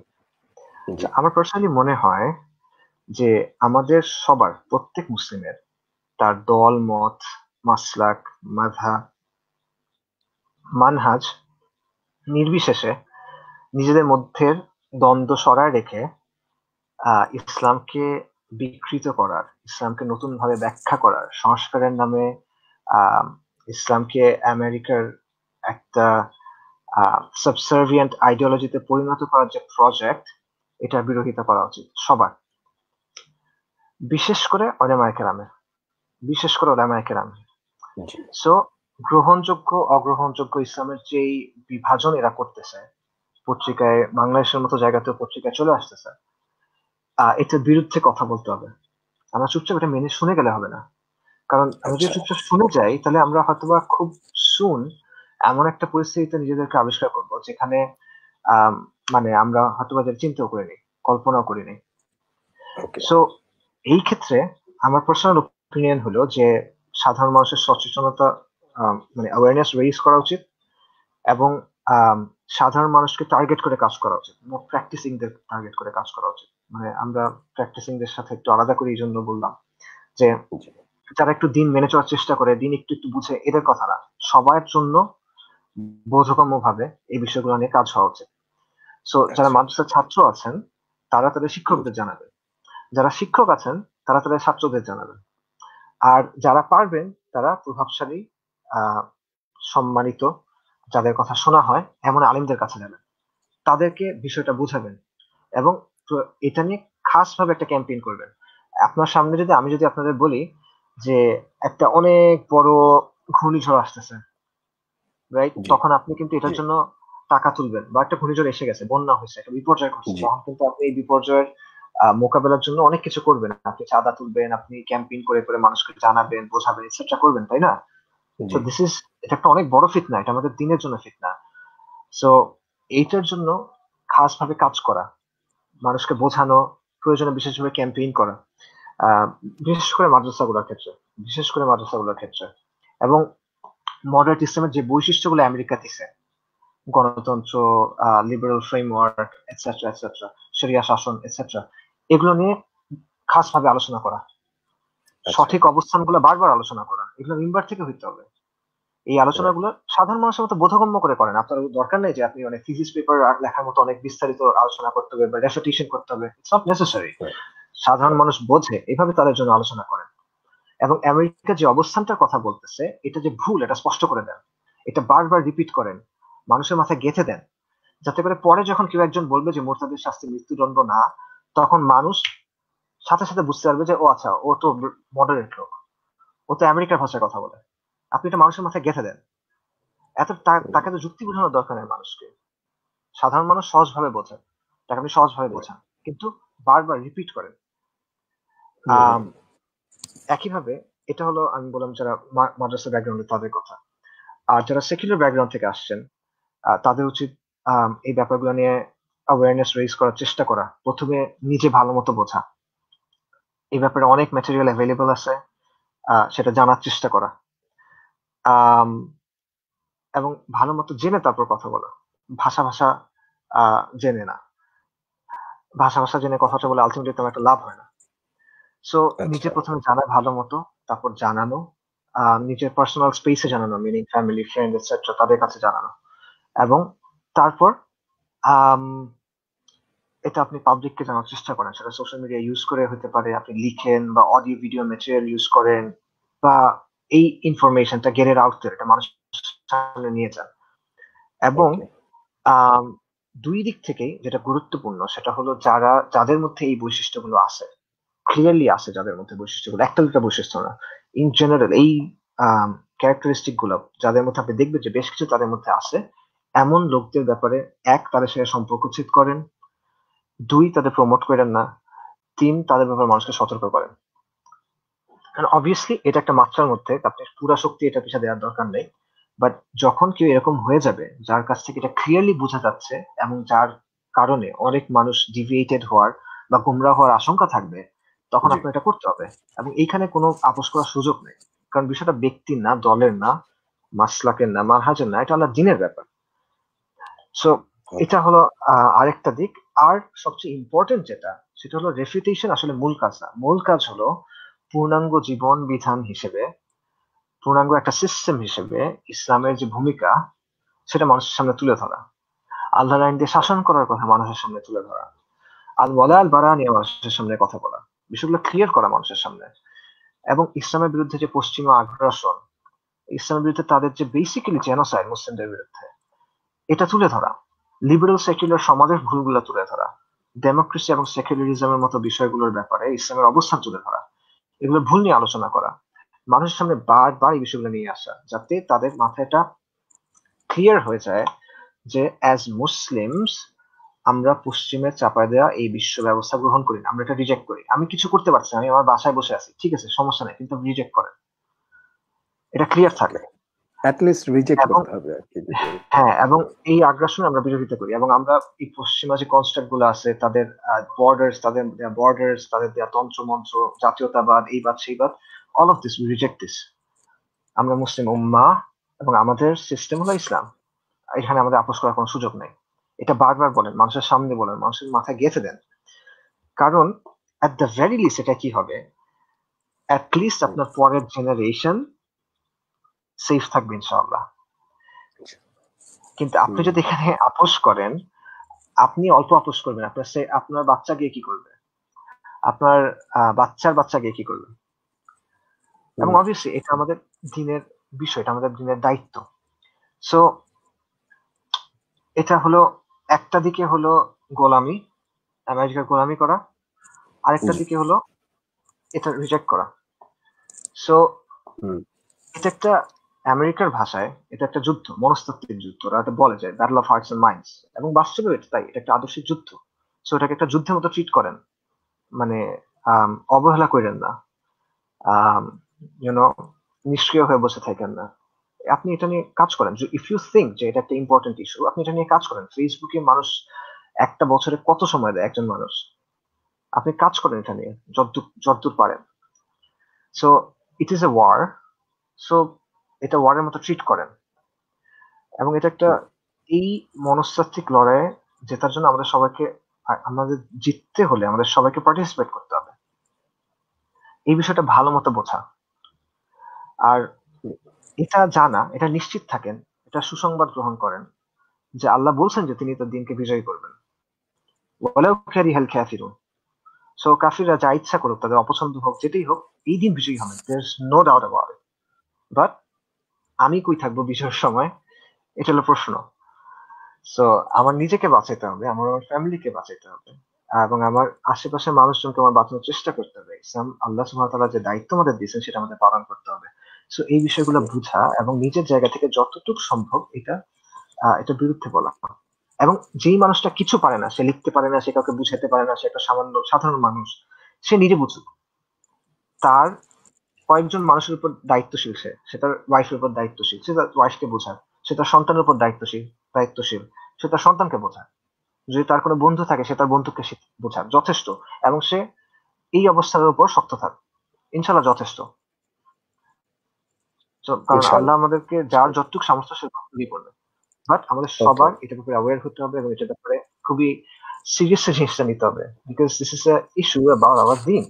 এবং ইমান সবচেয়ে ইম্পর্টেন্ট জিনিস, এর বাইরে আসলে কিছু নেই। এই জিনিসের উপর ভর করে আমরা আগুন থেকে বাঁচার চেষ্টা করতেছি, আশা রাখতেছি ইনশাআল্লাহ তাআলা। সো এটাকে ওভাবে ট্রিট করতে হবে, অবহেলা করা যাবে না। ওকে ওকে, মাশাআল্লাহ, মাশাআল্লাহ, খুবই ভালো লাগলো ভাই। আর কোনো পয়েন্ট কি আছে যেটা আপনি টাচ করতে চান? আমরা মাশাআল্লাহ মোটামুটি অলমোস্ট 2 আওয়ার্স হয়ে গেছে, না 1 আওয়ার 47 মিনিটস। আলহামদুলিল্লাহ। আর কি কি পয়েন্ট আছে যেগুলো আমাদের ইম্পর্টেন্ট, মানে আমরা জেনে রাখতে পারলে আমাদের জন্য ভালো কোরআনের ব্যাপারে? এরকম কোনো বেসিক্যালি কিছু আছে কিনা? হুম, আসলে অনেক সময় হয়ে গেছে, রাতও হয়ে গেছে। ওইভাবে আরেকটা পয়েন্ট আমার ছিল, বাট এটা আসলে অনেক বিস্তারিত আলোচনা, এটা হয়তো বা অন্য কোনো সময়। সংক্ষেপে বিষয়টা হলো যে আম, এই মানে আমাদের মধ্যে এই প্রবণতাটা কেন আসে এটা একটু বোঝা দরকার, যে কেন আমরা জি, পশ্চিমের ধাঁচে ইসলামকে ব্যাখ্যা করতে যাচ্ছি বা অনেকে চাচ্ছে। এটা খুব জি, সিম্পল একটা হিউম্যান টেন্ডেন্সি। মানুষ যখন পরাজিত অবস্থায় থাকে তখন সে আহ যারা বিজয়ী তাদের অনুসরণের চেষ্টা করে। ইবনু খালদুনের খুব রাইট, বিখ্যাত একটা কথা আছে যে বিজিত বা পরাজিত সবসময় বিজয়ীর অনুসরণের চেষ্টা করে। সো এই প্রবণতাটা একটা নর্মাল হিউম্যান কন্ডিশন। এটা অন্যান্য জাতিদের মধ্যেও দেখা গেছে, এটা ইহুদিদের মধ্যে দেখা গেছে। রোমানরা যখন জেরুজালেম দখল করে নিল তখন ইহুদিদের মধ্যে এরকম একটা ঘটনা ঘটছিল, তাদের মধ্যে একদল কোলাবোরেটর হয়ে গেছে, মানে দালাল হয়ে গেছে রোমানদের। আরেক দল আচ্ছা, এটা বিরুদ্ধে বিদ্রোহ করার চেষ্টা করছে বা যুদ্ধ করছে। এরকম আরেক দল একেবারে গৃহত্যাগী সন্ন্যাসী হয়ে গেছে। তারপর এনলাইটেনমেন্টের পর জার্মান ইহুদিদের তাদের মধ্যে অনেক মুভমেন্ট তৈরি হয়েছে, যার মধ্যে একটা বড় মুভমেন্ট ছিল প্রোগ্রেসিভ বা রিফর্ম জুডাইজম। যে তারা বলছে যে ওকে, আমরা আহ, ইহুদি ধর্মের এত নিয়ম কানুন মানার দরকার নাই, আমরা এনলাইটেনমেন্টের আলোকে আহ, এই মূল্যবোধ গুলো গ্রহণ করব, এবং এগুলো সব ইহুদি ধর্মের সাথে যায়, কারণ ইহুদি ধর্ম তো শ্রেষ্ঠ ধর্ম এবং এটা সব যুগেই প্রাসঙ্গিক। সো হুম, হুম, এবং এটা একটা নৈতিক ধর্ম, সবচেয়ে নৈতিক ধর্ম, এবং এনলাইটেনমেন্টের কথাগুলো সঠিক। সো অবভিয়াসলি এটার সাথে আমাদের ধর্মের কোনো ব্যাঘাত নাই, সরি, আমাদের ধর্মের কোনো সংঘর্ষ নাই। আর যারা মনে করছে সংঘর্ষ আছে ওরা আসলে ওই যে লিটারাল বুঝ নিচ্ছে, বা তারা লিটারালিস্ট, তারা ওই বইয়ের মধ্যে যা আছে এটা নিয়ে চিন্তা করতেছে, তারা মূল স্পিরিটটা বুঝতেছে না। কিন্তু মূল স্পিরিটটা বুঝে দেখো, কোনো সমস্যা নেই। So this hmm, is hmm, very similar to আমাদের সময় এখন অনেক মানুষ এরকম কথা হচ্ছে বলে স্পিরিট অফ ইসলাম, মাকাসিদা শরিয়া বলে তারা এরকম কিছু ভুল ব্যাখ্যা নিয়ে আসে। সো এক সময় কি হলো, এই রিফর্ম মুভমেন্টটা এখন ইউরোপ এবং আমেরিকার ম্যাক্সিমাম ইহুদি এই রিফর্ম জুডাইজমের অনুসারী। সো এটা খুব নর্মাল একটা কন্ডিশন, এটা হয়, এটা স্বাভাবিক। সো এই বিষয়টা আমাদের বুঝতে হবে যে মডার্ন যে প্যারাডাইম, মডার্ন যে মূল্যবোধ, এটার সাথে ইসলামের একটা সংঘর্ষ আছে। সো এই সংঘর্ষের কারণে আম, এরকম আমরা দেখব যে অনেক কিছু ইসলামের একটা অবস্থান আছে যেটা ওয়েস্টের দেওয়া সংজ্ঞা অনুযায়ী মানবিক হচ্ছে না, শান্তিপূর্ণ হচ্ছে না, ঠিক আছে, সঠিক মনে ওকে, হচ্ছে না। হুম, হুম, সো এই ক্ষেত্রে এটা নিয়ে এত প্যানিক হওয়ার কিছু নাই, এটা হবে। আপনি যখন চিন্তা করবেন যে ইসলামটা আপনি কোত্থেকে পাচ্ছেন, ইসলাম আপনাকে দিচ্ছে আল্লাহ সুবহানাহু ওয়া তাআলা, রাইট, হুম, হুম, খালেক।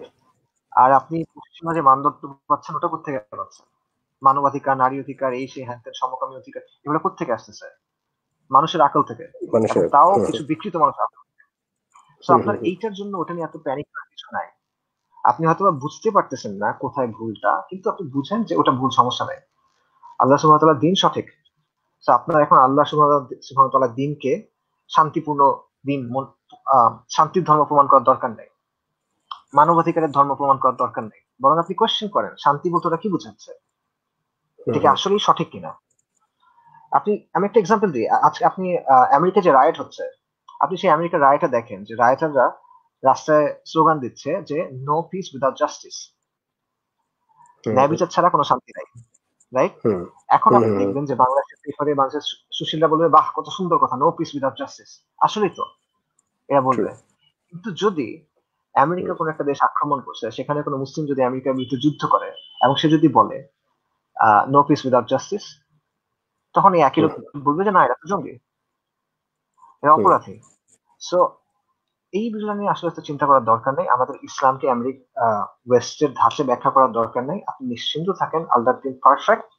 হয়তো আপনি কোন একটা জিনিস বুঝতেছেন না, এবং এটার কারণ হলো আমরা ছোটকাল থেকে এই মডার্নিস্ট প্যারাডাইমের মধ্যে বড় হয়েছে, মানে সরি, মডার্ন প্যারাডাইমের মধ্যে বড় হয়েছে, সেকুলার ফ্রেমওয়ার্কের মধ্যে আমরা বড় হয়েছি, যেই কারণে আমরা নিজেরা আহ, নিজেদের অজান্তেই অনেক কিছু গ্রহণ করে নিছি, অনেক অ্যাজাম্পশন, অনেক ফার্স্ট প্রিন্সিপলস, অনেক পজিশনস আমরা গ্রহণ করে নিছি যেগুলো আসলে ভুল।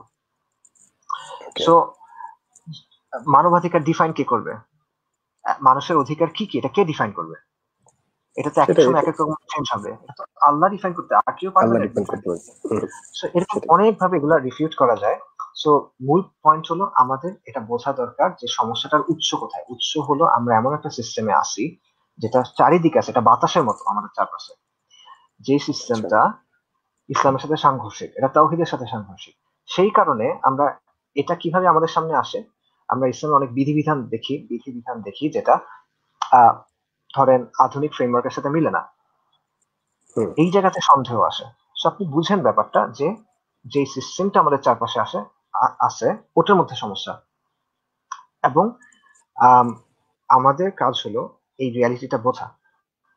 So this is another aspect যেটা নিয়ে আসলে অনেক ইনফ্যাক্ট এটা আসলে বেশ লম্বা একটা টপিক, বাট হুম। এইটুক আমার বলার ছিল যে আমরা যদি এটা বুঝি যে আমাদের এই সিচুয়েশন গুলো তৈরি হচ্ছে আমাদের পরাজয়ের কারণে, ইসলাম না থাকার কারণে। ইসলাম না থাকা বলতে ইসলামের শাসন না জি। থাকার কারণে, উম্মাহ হিসেবে আমরা বিচ্ছিন্ন হওয়ার কারণে, আমরা সামরিক ভাবে, রাজনৈতিক ভাবে, অর্থনৈতিক ভাবে কুফারের অধীনস্থ হওয়ার কারণে।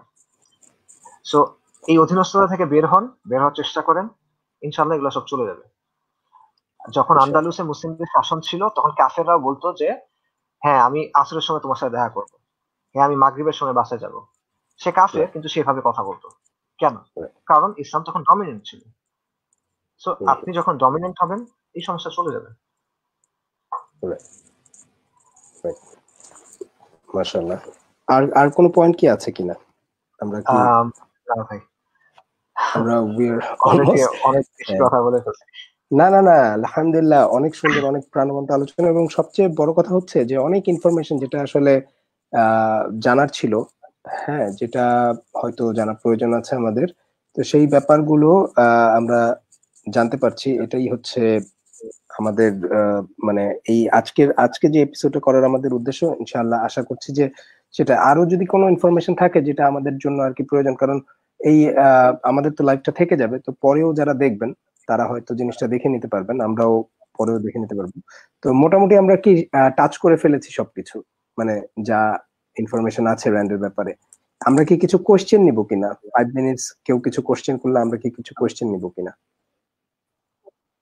আম, হ্যাঁ, যেহেতু বলা হয়েছিল নিতে পারেন, বাট আমি ঠিক শিওর না এখানে আসলে কতটুকু আচ্ছা, সময় আমি দেওয়া দেখি যাবে। যে প্রায় 12টা বেজে গেছে। হ্যাঁ, আচ্ছা, ঠিক আছে।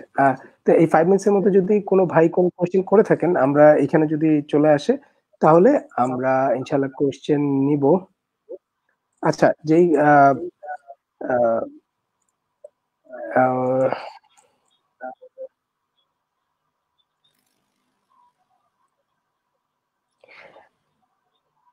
একটা কোশ্চেন এটা আসলে এরকম যে ইখওয়ানুল মুসলিমিন বা মুসলিম ব্রাদারহুড যাবতীয় দলগুলো যারা সমর্থন করেন তারা কি আমেরিকার চোখে মডারেট কিনা? এই কোশ্চেন গুলো আসলে সরি, আবার একটু বলুন ভাই।